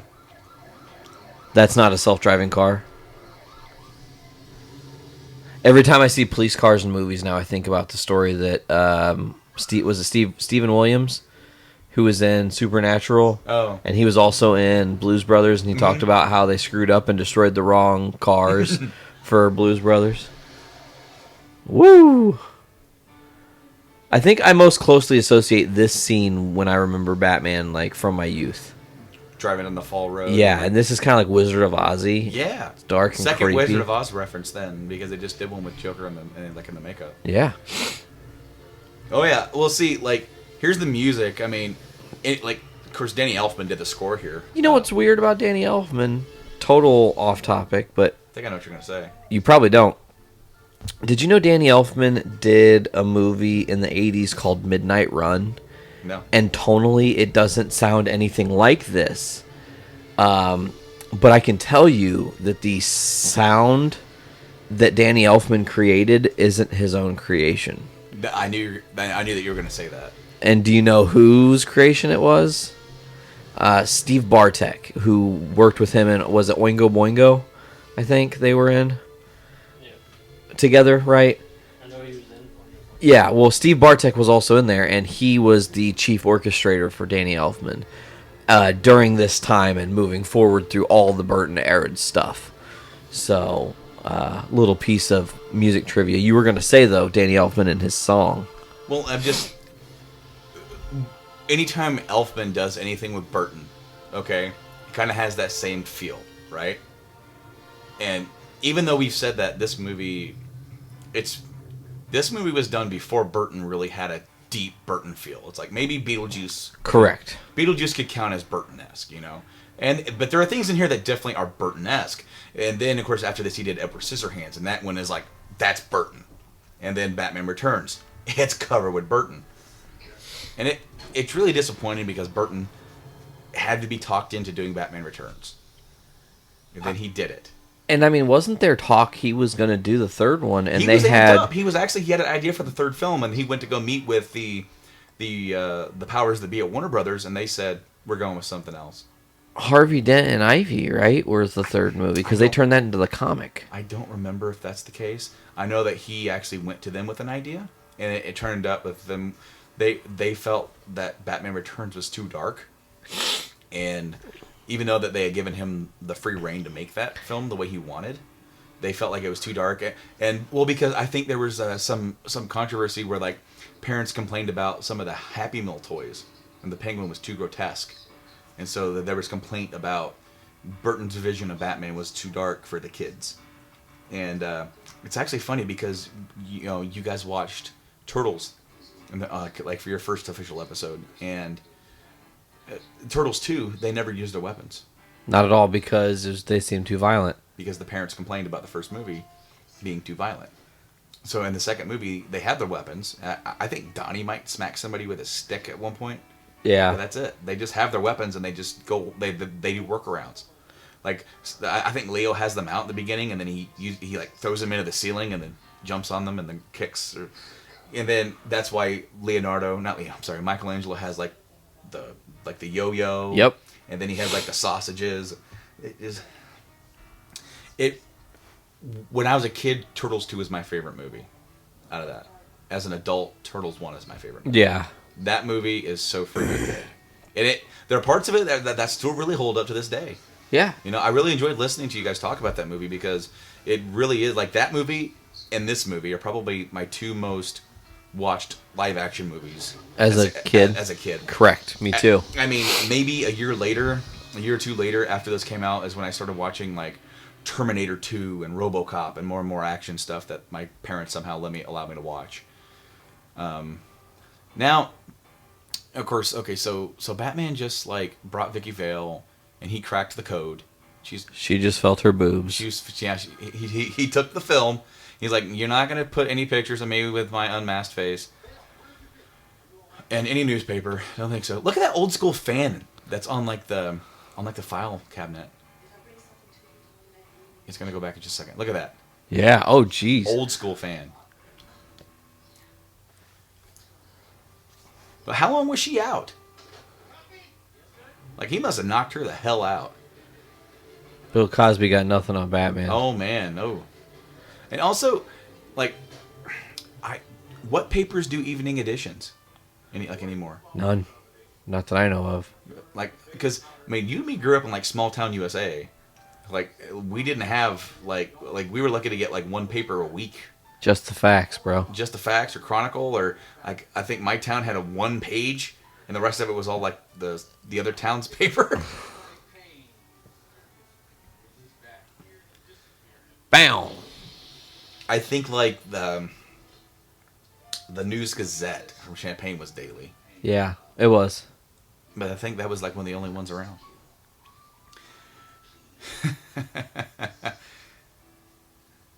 Oh, Bob Lagoon. Always around when Jack needs somebody. And this is a pretty legit cave, by the way. This is like before he's really made it like homey. I guess he hasn't really feng shuied the place yet. I mean, he's pretty much he's put some shelves, he put some desks, he's put a computer. So he has can his we Lazy Susan. can we assume then that he's not been Batman for an extremely long amount of time in this movie? Like only maybe a couple months? I'm assuming he's been around for a year, but it's just within this movie is where people are starting to see him. You know, because that's always the story of Batman. Like he tries to stay to the shadows as much as possible. So like because at the beginning of the movie, it starts rumbling, and I would imagine it would take quite a few months for the villains to start, or from the goons, you know, to start really like getting the word out that there's something out there. Yeah. Now she's really pissed at him because he no-showed at the dinner. Yeah, he did. But what she doesn't realize is that that was not the end destination anyways. Joker had interfered long before she realized. Mm-hmm. Notice what he said when he walked into the apartment. Plenty of space. Yeah. Like it's a pretty big apartment. Oh, she's telling him how it is. Man, he got with her already. Sealed the deal. Well, I mean, cell phones aren't around yet, girl. Can you imagine, like, nowadays if they remade this movie? You won't even return my text? You must be some kind of, you know... Yeah. I saw you were on Facebook. Why weren't you responding? You saw the message. I saw it. Yeah, it said scene. Now, this is a really big deal. I mean, this is the first Batman movie, and here he is, you know, more than midway through now. He's going to come clean. He's going to tell her exactly what's going on with him. Yep. And it was all Alfred's idea. Yep. Man, that Alfred, man, he's nothing but trouble.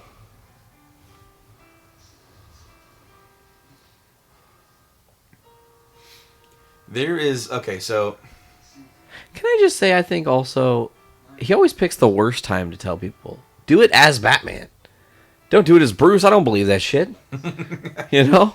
Well, okay, so Batman Forever has another scene where Harvey Dent's like, one of you must be Batman. Tell me who it is. And he's like, Harvey! I'm Batman! Like, dude. Because everyone, they're in the circus and there's mass chaos, and he's screaming at the top of his lungs right next to Chase Meridian. Miraculously, she can't hear a fucking word he said. He's like right next to Gordon and all these people. Harvey! I'm Batman! You know? Gosh. I cannot wait.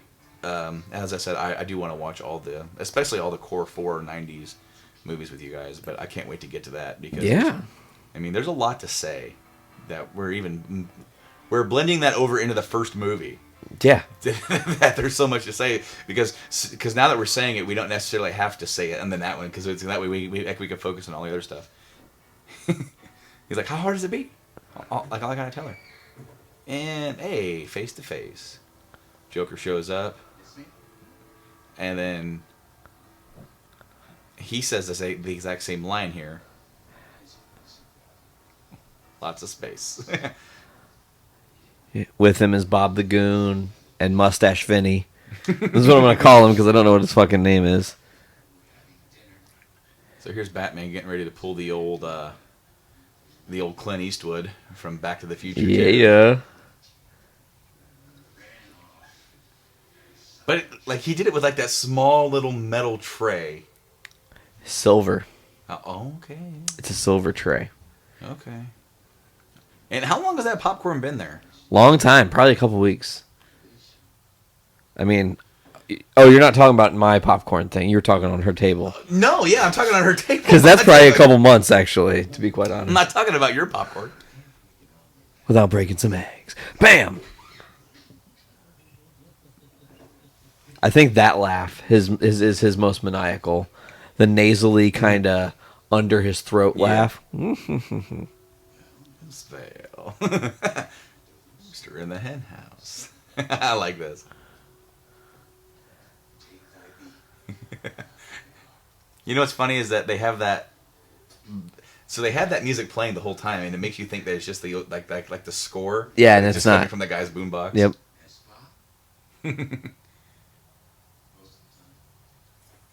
Bob the Goon. Hey, you guys, check it out. And here comes badass Bruce Wayne.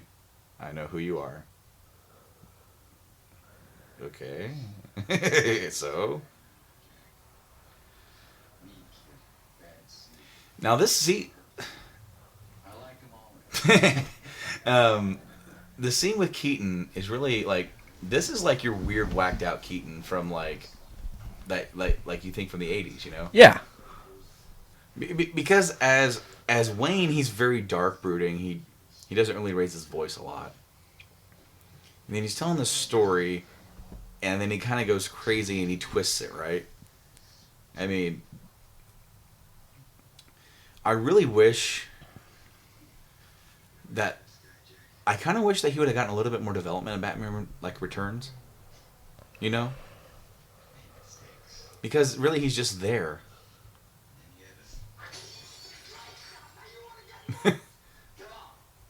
Beetlejuice. Pretty much. Goes right into Beetlejuice. The devil with the pale moonlight. Flashback. Trigger. What? Trigger. Sight of all my prey.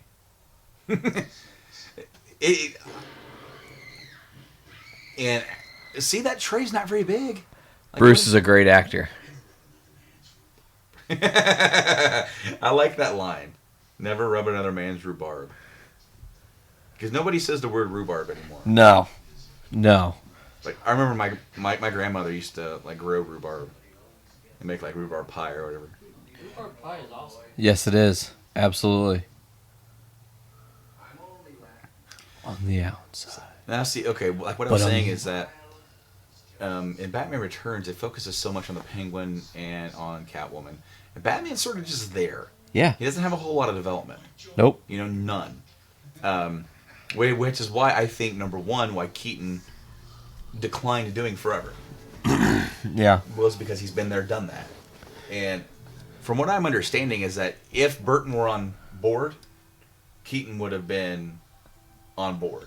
But when the moment they got rid of Burton, Keaton passed. Ugh. Now look at that big old bullet dent in that. That's gonna leave a bruise, dude. Yeah. Like there's no way that doesn't bruise a rib. And it's a hand. With some dead flowers. Did you notice that they had earlier on when they were at the here at the news place, they had that drawing of the man bat in the suit? Yeah. Did you notice the signature on that? Was it Bob Kane? Yeah. It was Bob Kane. Yeah. And I'm pretty sure he actually drew that for the movie. I think he did, but I may be wrong by that. Is this microfiche? Are they using microfiche? Thomas Wayne. Dun dun dun. If you'd have done your damn job as a journalist, you know this. Here's old Knox, man. Knox is doing all the work. You get none of the credit. I know, man. Or any of the action.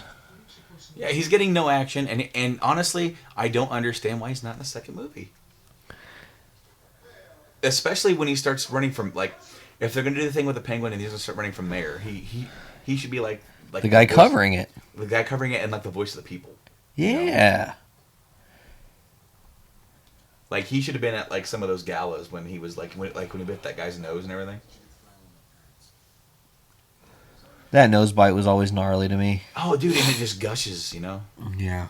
My nose... Dude, Penguin really freaked me out when I was a kid. I got in trouble for renting that movie. What? Yeah. Okay, think. What was it, 92? Something like that. 91, 92. Probably 92 by the time it came out. Mm-hmm. My parents sent me with my grandparents to go rent a movie film. And they told me illicitly, you are not allowed to rent the new Batman. It's too violent. Too much. You don't get to see it. So I went there with my grandparents and I talked them into letting me rent Batman. I was just like, my parents don't care. That's cool. So they rented it for me and I got it home and I got in trouble. And then I cried enough that I got to watch the damn movie and it wasn't that bad. It was a great movie. Christ. See, around that time, my parents were letting me watch RoboCop. Yeah, different career paths here. And then I remember Rob got in trouble once for renting Spawn. Yeah. Oh, that's bummer. But that is pretty violent. I had to take it back. You didn't get to watch it. Yeah. How far did you even get into it? I don't even think I got to watch any of it yet. Really? So like you didn't even turn it on and it has like all the credits with the Hellfire? Yeah, it was like... I hit the table with my boot. She found out that I rented it before I got to even Put it in the VCR. Did she even know what it was? She had. It must have. Because, I mean... But your mom was like so out of touch.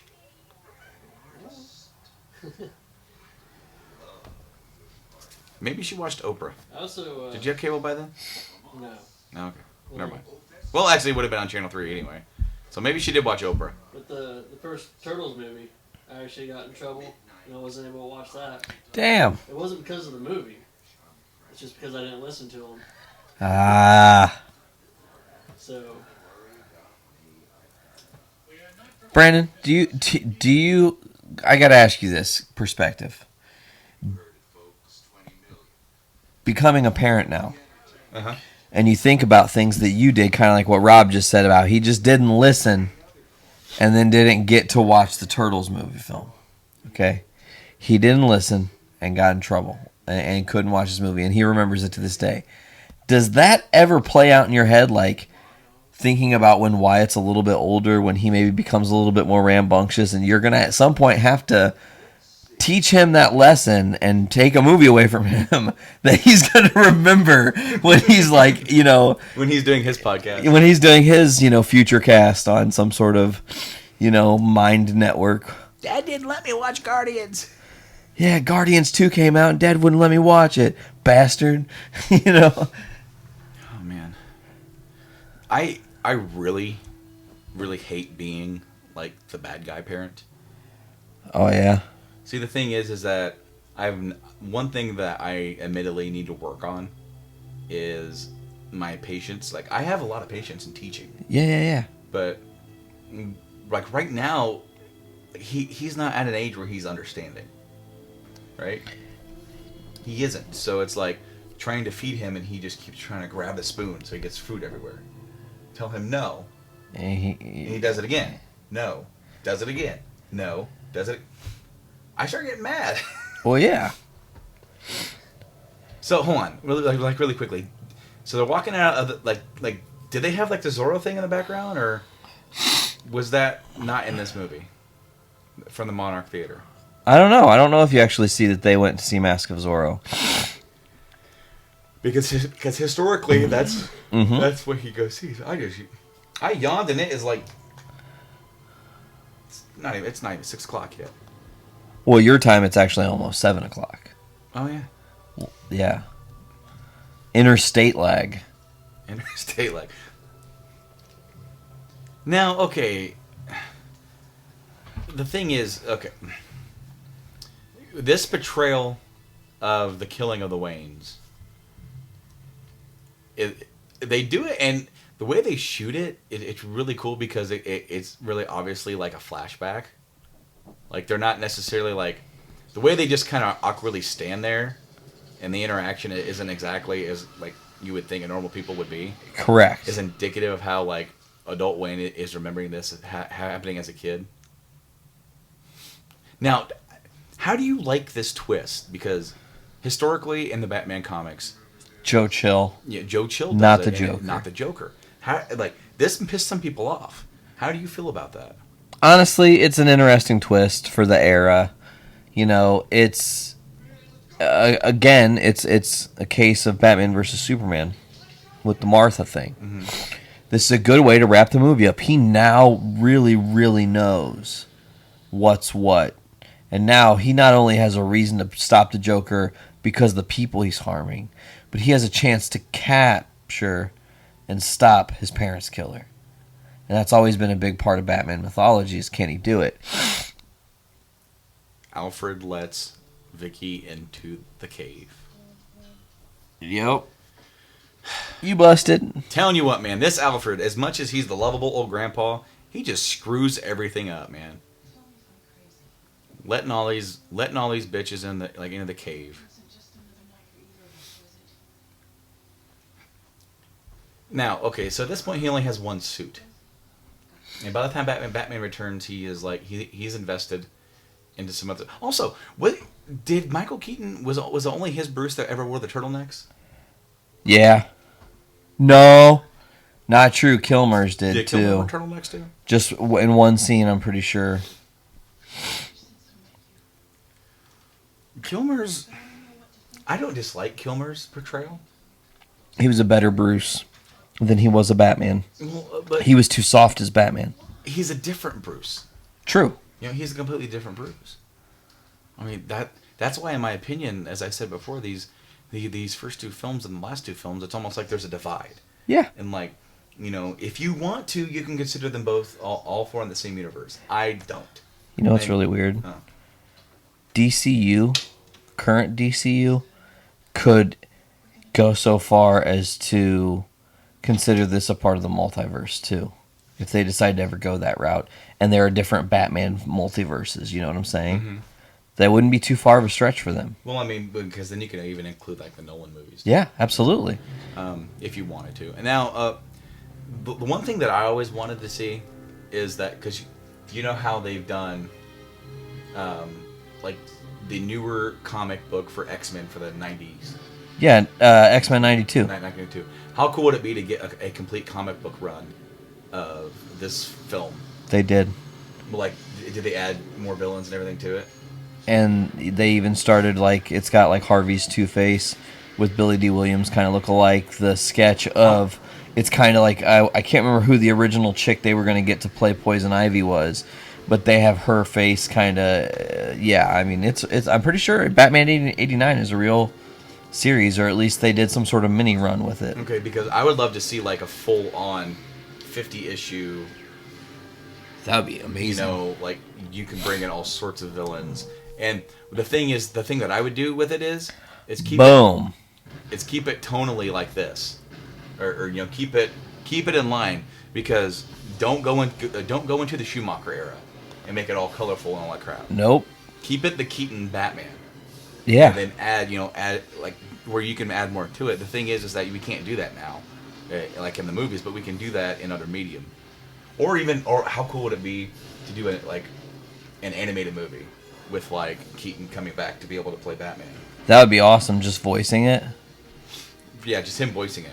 And then I mean, if you could get the funds to do it, like how cool would it be to get Jack Nicholson to come back for a flashback or to do something with Joker where they do like a sequel to like. Isn't it true though that Nicholson didn't technically, like, his Joker isn't technically dead, and they always teased that they were thinking about, if down the road, having him come back? They were going to do, in one of the movies, they were going to have Harley Quinn be Joker's daughter, and I think that was going to be, I can't remember the name of the damn movie. Batman. Yeah, Batman and Robin, and then it was going to be Batman and Invincible. Oh, I'm gonna look that up actually. Yeah, because Nick Cage was tapped on to be the Scarecrow. Because they were planning that while they were making Batman and Robin, and then Batman and Robin tanked so badly that it became ostracized, and like almost nobody wanted to put out comic book movies after that because they had felt that like the market had been depleted and like they didn't want to throw the money. Like you had a couple. Of course, you had the Spawns, you had Blade, that came out during that like downward time. But Oh, Batman Triumphant, which was also known as Batman Unchained, was the planned sequel to Batman and Robin. The script was written by Mark Protashevich, and Joel Schumacher was signed to direct it. It was canceled right after negative. Of course, the fucking advertisement popped up. After the negative reception of Batman and Robin, some themes from the script were later used in Batman Begins. And it says George Clooney as Batman, Chris O'Donnell would return, Alfred would return, Nick Cage as Jonathan Crane and the Scarecrow, Courtney Love as Harley Quinn, actress never hired, Jack Nicholson, Danny DeVito, Michelle Pfeiffer, Tommy Lee Jones, and Jim Carrey, respectively, would return in Batman's mind as a result of the Scarecrow's fear toxin. Mm-hmm. Damn, that's a good-ass idea. You know? But it never happened, never came to fruition. No, Batman and Robin killed it. I mean, they only had like a year to make that movie. And actually, I wanted to say that after Returns, the falling out with Tim Burton and the ending of his run doing Batman essentially set up a negative stigma for comic book movies for a long time, before it even had happened. Because if he stays on for forever and it becomes a different kind of movie, we don't know what would have went on thematically if they would have let it get darker and darker, and maybe we would have got something really unique and special. Instead, they were so afraid of that darkness that they 180'd into this kind of goofy, bizarre, quirky thing. And then people were soured on it. Obviously, from that, the Superman Lives movie never gets made. And then, X-Men tonally is only so dark, but it could have been much darker. You know what I'm saying? So these movies really are the cornerstone of, the genesis of great comic book movies and also the death of great comic book movies at the same token.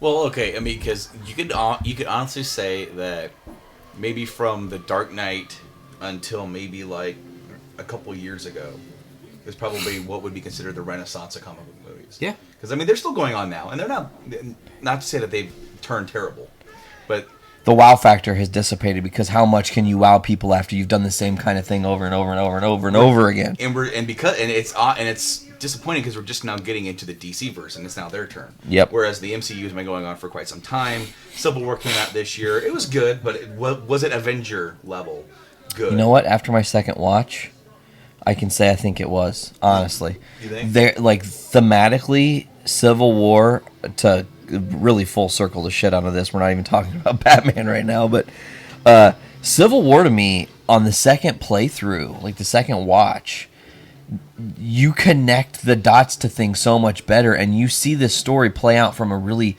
dark perspective. You got to think, Zemo does the smartest thing possible. He just makes two sides fight each other and steps out and doesn't really do much.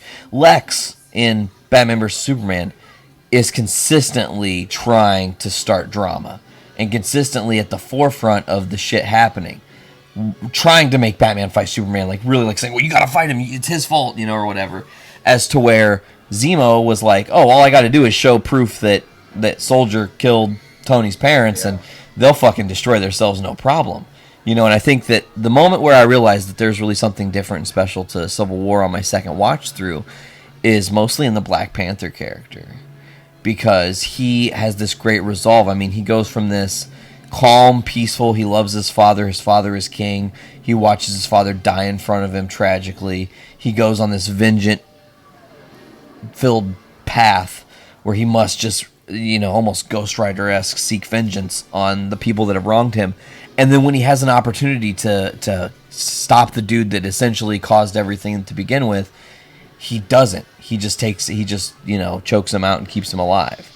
And I thought that was really cool because it's showing that he wants to evolve as a leader and as a person. But, God, I love the Batwing in this movie. I had one as a kid.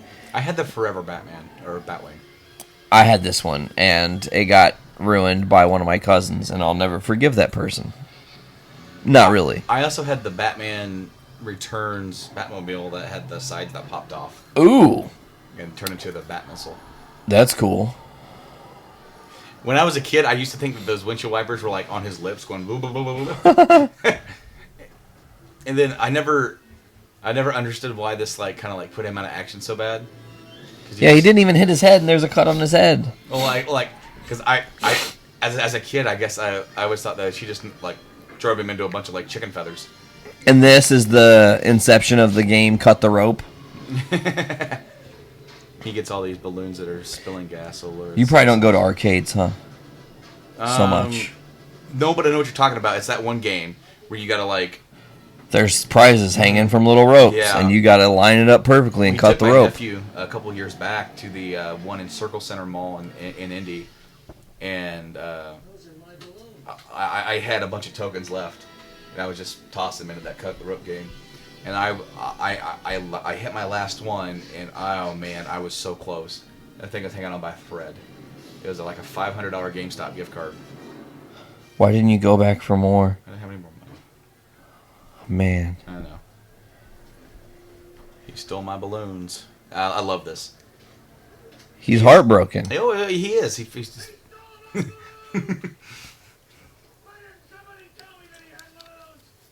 Things. He can't even name it. Bob Gunn. Of course, Bob's like, here you go, boss. Boom. You're dead. Boom.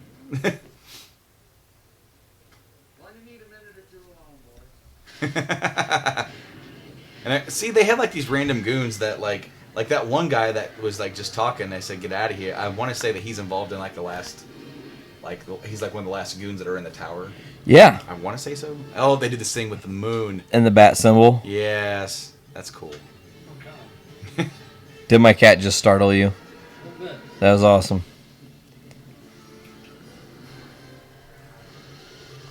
They do a lot of really cool stuff for this movie for the time, you know.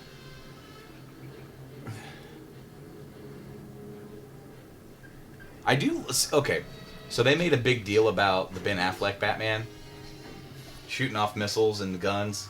It's like, what the hell? As you just saying. You're not saying anything. You're just no, holding your hand. I know. I'm pointing at the TV because it's exactly what he... I mean, look. Nicholson's about to pull out this gigantic fucking gun. That pistol with like the 3 foot. And Batman is openly shooting at him with 2 Gatling guns. And somehow has the worst aim ever. This guy's... It's like he went to the stormtrooper school of like how to shoot. Yeah, he misses. So he like... Okay, so you can honestly say that most of these guys that he's trying to like shoot, okay, so they don't die. And granted, you could say that we don't necessarily know if Ben Affleck's Batman killed anybody per se. I mean, some of them may be just gruesomely injured. And here we go. He's going to pull it out. Here's that pistol. The Johnson pistol. Oh, man. I love that gun. And he doesn't need to kill him. He just needs to take the bat wing out, which he does. Engines whirring. I love subtitles, by the way. I do too, Brando. We never even, I don't think, talked about that. Dixie Carter, terrorist. Is that on an episode of NXT? Yeah. It was after Asuka won the title. The first night she defended. And whoever she defended against, when they were showing replays before that or something of NXT. Yeah. Dixie Carter, terrorist. And that's not what was said on... Not even close, dude. It had nothing to do with it at all. There was nothing that even sounded remotely like Dixie Carter or terrorist. And I went ahead and tweeted at Hulu. And they actually said that someone on their production team was going to get on fixing that error. I never went back to the episode to see if they fixed it.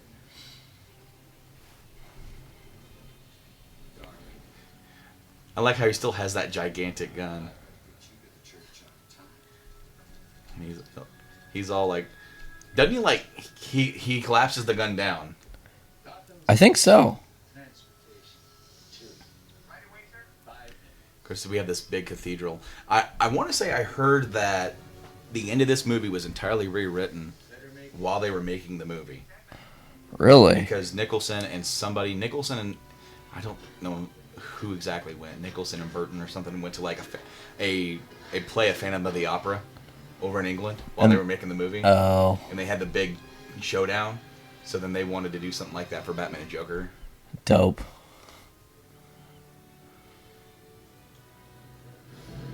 This is a giant final game of cat and mouse. Oh, yeah. And Batman has already won, and he has and Joker has no idea, you know? And it's all timing. This part in some ways startled me, too. You know, the bell falling. Oh, yeah. And stuff. You're just like, shit. I hope that doesn't kill me. I like how he, like hits his shin on the damn pews. Yep, yeah, he collapsed the gun. Move along now, move along. Boom, up.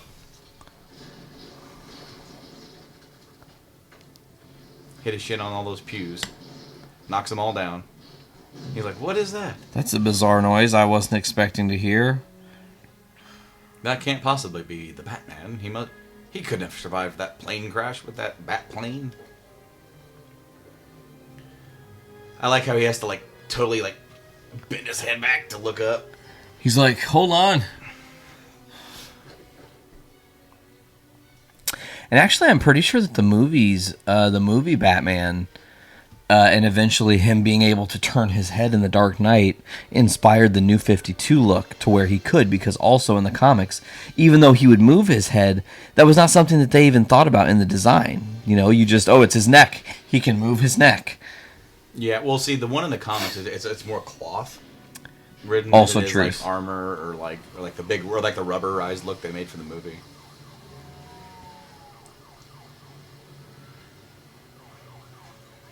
So what do you think of the new Adam West era animated movie they're coming out with?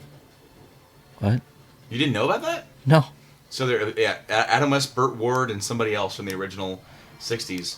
They're all coming back for a 60s style animated movie that's coming out in November. Really? Yeah. Interesting. Like the commercial I saw for it, like Adam West Batman and Burt Ward's Robin, they're like tied to like some sort of conveyor that's going into this fire pit, and then like they kind of get out of it like they normally Yeah. hijinks. So they've already got a trailer for it or something? Yeah, something like that. It's out. Well, we should maybe watch that after this movie film, and we wrap up Foodies watching movies. I tell you, Foodies watching movies is really interesting because we're so much foodies. Like Veronica and I are so into food. And then when we come on this show, we like 80% talk about movies and don't really talk about food other than like, oh, we ate that, it was great, And I've been trying to find out a way to maybe do like some live videos from Facebook of us cooking, but we haven't really figured the logistics. Eventually, I do want to save up some money, and I do want to make it to where Game Addicts is always 100% filmed. That would be awesome. You said you guys wanted to possibly do Twitch streaming too. Yeah, the first step is to just be able to capture our audio and video at the same time and put that up, right? And then the next step would be to get a bigger space and do live streaming. But if we do that, to live stream it, you'd have to have some sort of like schedule. And that would mean that we would be doing weekly shows, and there's not a whole lot of news, especially right now. Yeah, as we were talking about. Right. I mean, there is some, but it's like not enough that I really care to talk about. And like both me and Mike, we go through spurts of collecting. It's like, hey, I got some extra money this week, so I'm gonna go and check out some stuff. That was terrible CGI lighting, by the way. It was pretty bad. And here's a good shot of him like. Does he have spit on his face? No, that's supposed to be blood. Oh. But we go through spurts of collecting, so it's like there are times where there's like all summer, like I think I've bought until the end of the summer when I bought like quite a few games. I think I bought 2 games. Dang. And then since then I've bought 3 games, the DS or 3DS thing, and then stuff I bought today. So it is through spurts, but it would be really neat for you guys to be able to get like some sort of setup where you can film like a whole like like a kitchen portion of it while having the movie in the background, or like where you have the movie on but maybe have it like the volume turned down, to where you can still talk about it but you guys are in the kitchen, you're cooking. Alternately I could just take microphones into the kitchen and just have them in there while we're cooking, and then just like look. I mean, the kitchen to the living room setup here is actually really nice. Yeah, that's pretty. You can look right in and watch pretty much anything that's on TV on my smaller TV since my bigger one broke. Did you notice that? It's over here. I saw it. What happened? Yeah. One of the capacitors blew. I got to get it fixed. That sucks. Yeah, me and Dad are going to try to fix it when we get a chance. But what I was going to say is that, like, since most of the time, if it all depends on what you're cooking. If something's going to take hours to cook, it's not a really good idea for that. But, like, if you're going to be, like, if the whole process of cooking and eating is, like, the length of a movie, yeah, that's perfect. Yeah. Because then you can have, a really good mix. And, again, it's like, you and me, we did the riff track before, so this isn't anything different. And that's one, it did kind of suck that time didn't really work out where we couldn't make the wings, talk about the wings. But we talked about some wings. Yeah. And those were delicious, by the way, from WrestleMania weekend. Oh, yeah. I like how he's just messing with her. And again, she's going to have so much PTSD from this. She's just like a limp. Oh, yeah, is this Blade? See, I just thought this was a big up, jacked up Ray Charles. Or is this Don Cheadle?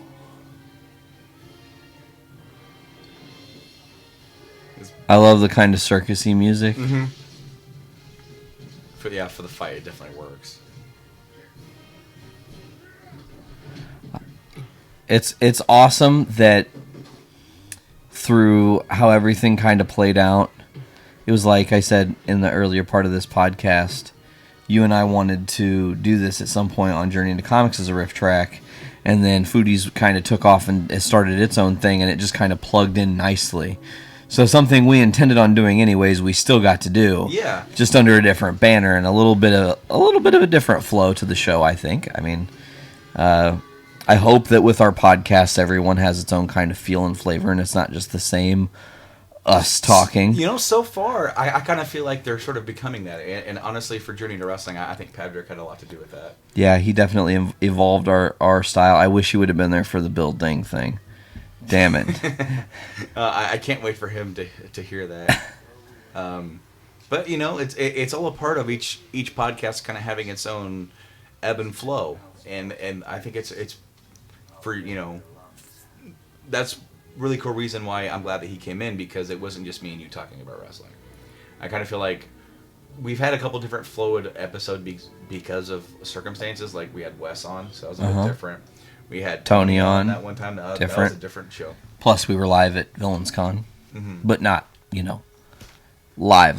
No. It wasn't the GIC live. This was like live in their little game room where they were to have like game tournaments. We just had like a table off to the side where we were just hanging out. I like how she's like turned the tables on him, and like she's like kissing him and loving on him, and he's just like, "Huh? You like me? Wait, what?" He doesn't know what to say. He's like freaked out. I can only imagine what my parents thought of when they saw her go down. Yeah. Bam.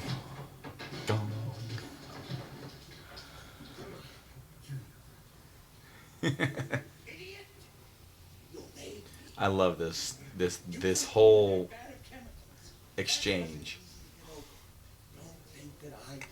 Because, I mean, in any iteration, okay, other than maybe the Dark Knight,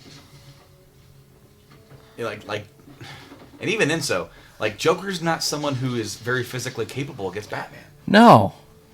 Like, that last fight is not something that's ever really, like, physically impressive. It's always like this. It's like it's the chattering teeth after he gets punched. Was that Beetlejuice had chattering teeth? Yeah. I like how he punched him in the armor and hurt his hand.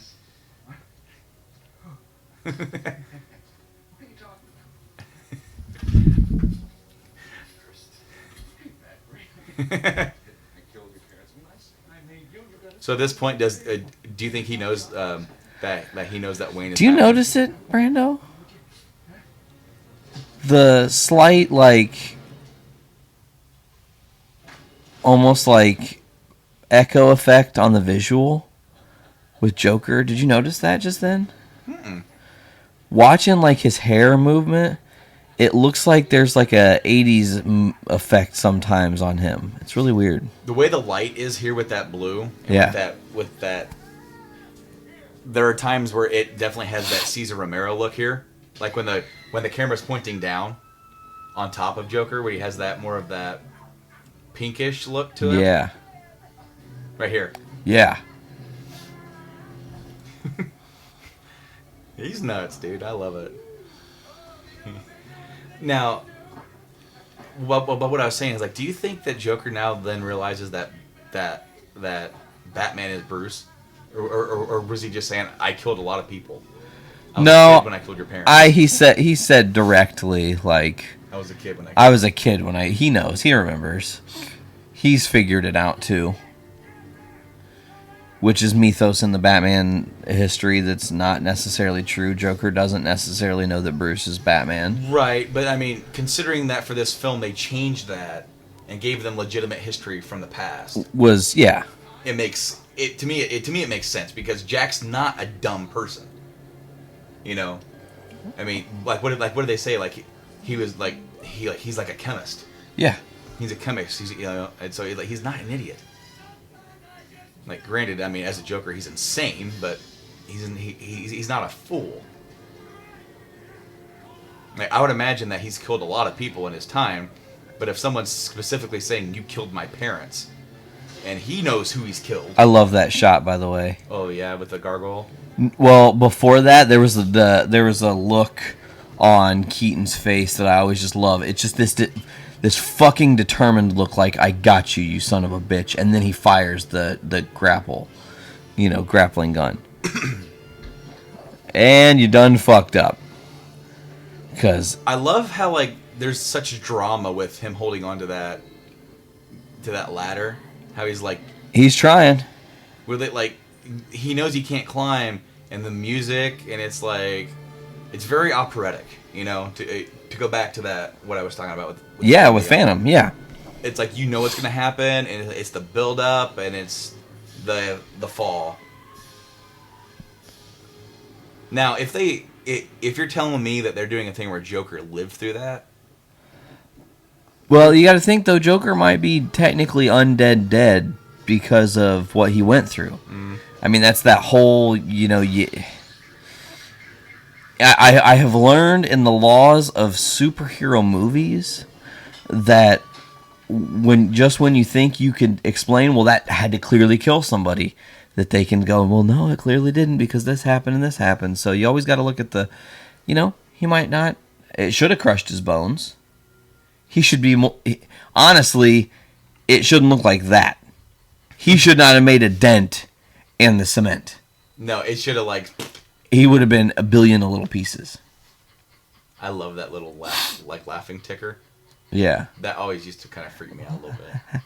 Especially with the gone look in his face. And how they clearly with the makeup and the blood and indicate that he split his head open when he landed. Yeah. Hey dude, your PS4 is gonna go into rest mode in 10 minutes because of power saving settings. Yeah, I know. Monarch Theater, by the way. Yeah, hey, what do you know?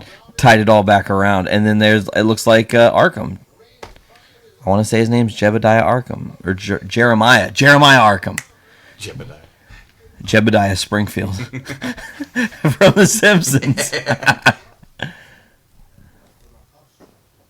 So is this supposed to be later on that night? Because there's a lot of people out. Yeah. And for a press event. And she's in a suit all of a sudden. Mm-hmm. Was this the next day or this morning? So okay, so it has to be really early that morning. Yeah.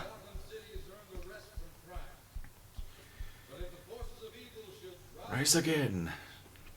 So here's your answer about how long he's been Batman.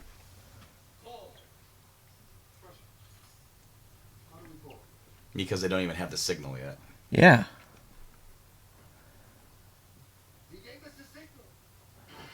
Legitimately, Brando, if I was rich, I would buy one of these. I've never... Except for it would not look that good. Yeah. See, I've never really understood how well a real life bat signal would look in the sky. Not that good. I mean, obviously they're doing it for a film effect. Maybe on a cloud, if you could get a cloud. Mm-hmm. But you got to think, what reflective surface is in the sky? Hey, look, a nice old school. Hey, did they rob that car from the night from Batman and Robin? No, Batman Forever, bro. He got that directly out of the garage from Batman Forever. Oh, yeah. That's totally a British car too. Wish they filmed this in Britain, and I think I mentioned that earlier. They filmed it on their closed set. Well, you said that they went to the Phantom of the Opera while they were in London. Mm-hmm. So yeah, you mentioned it. So yeah, they filmed it on their soundstage and stuff there. Because then, and for Batman Returns, I think they filmed that in America soundstage, and it was a bit different feel.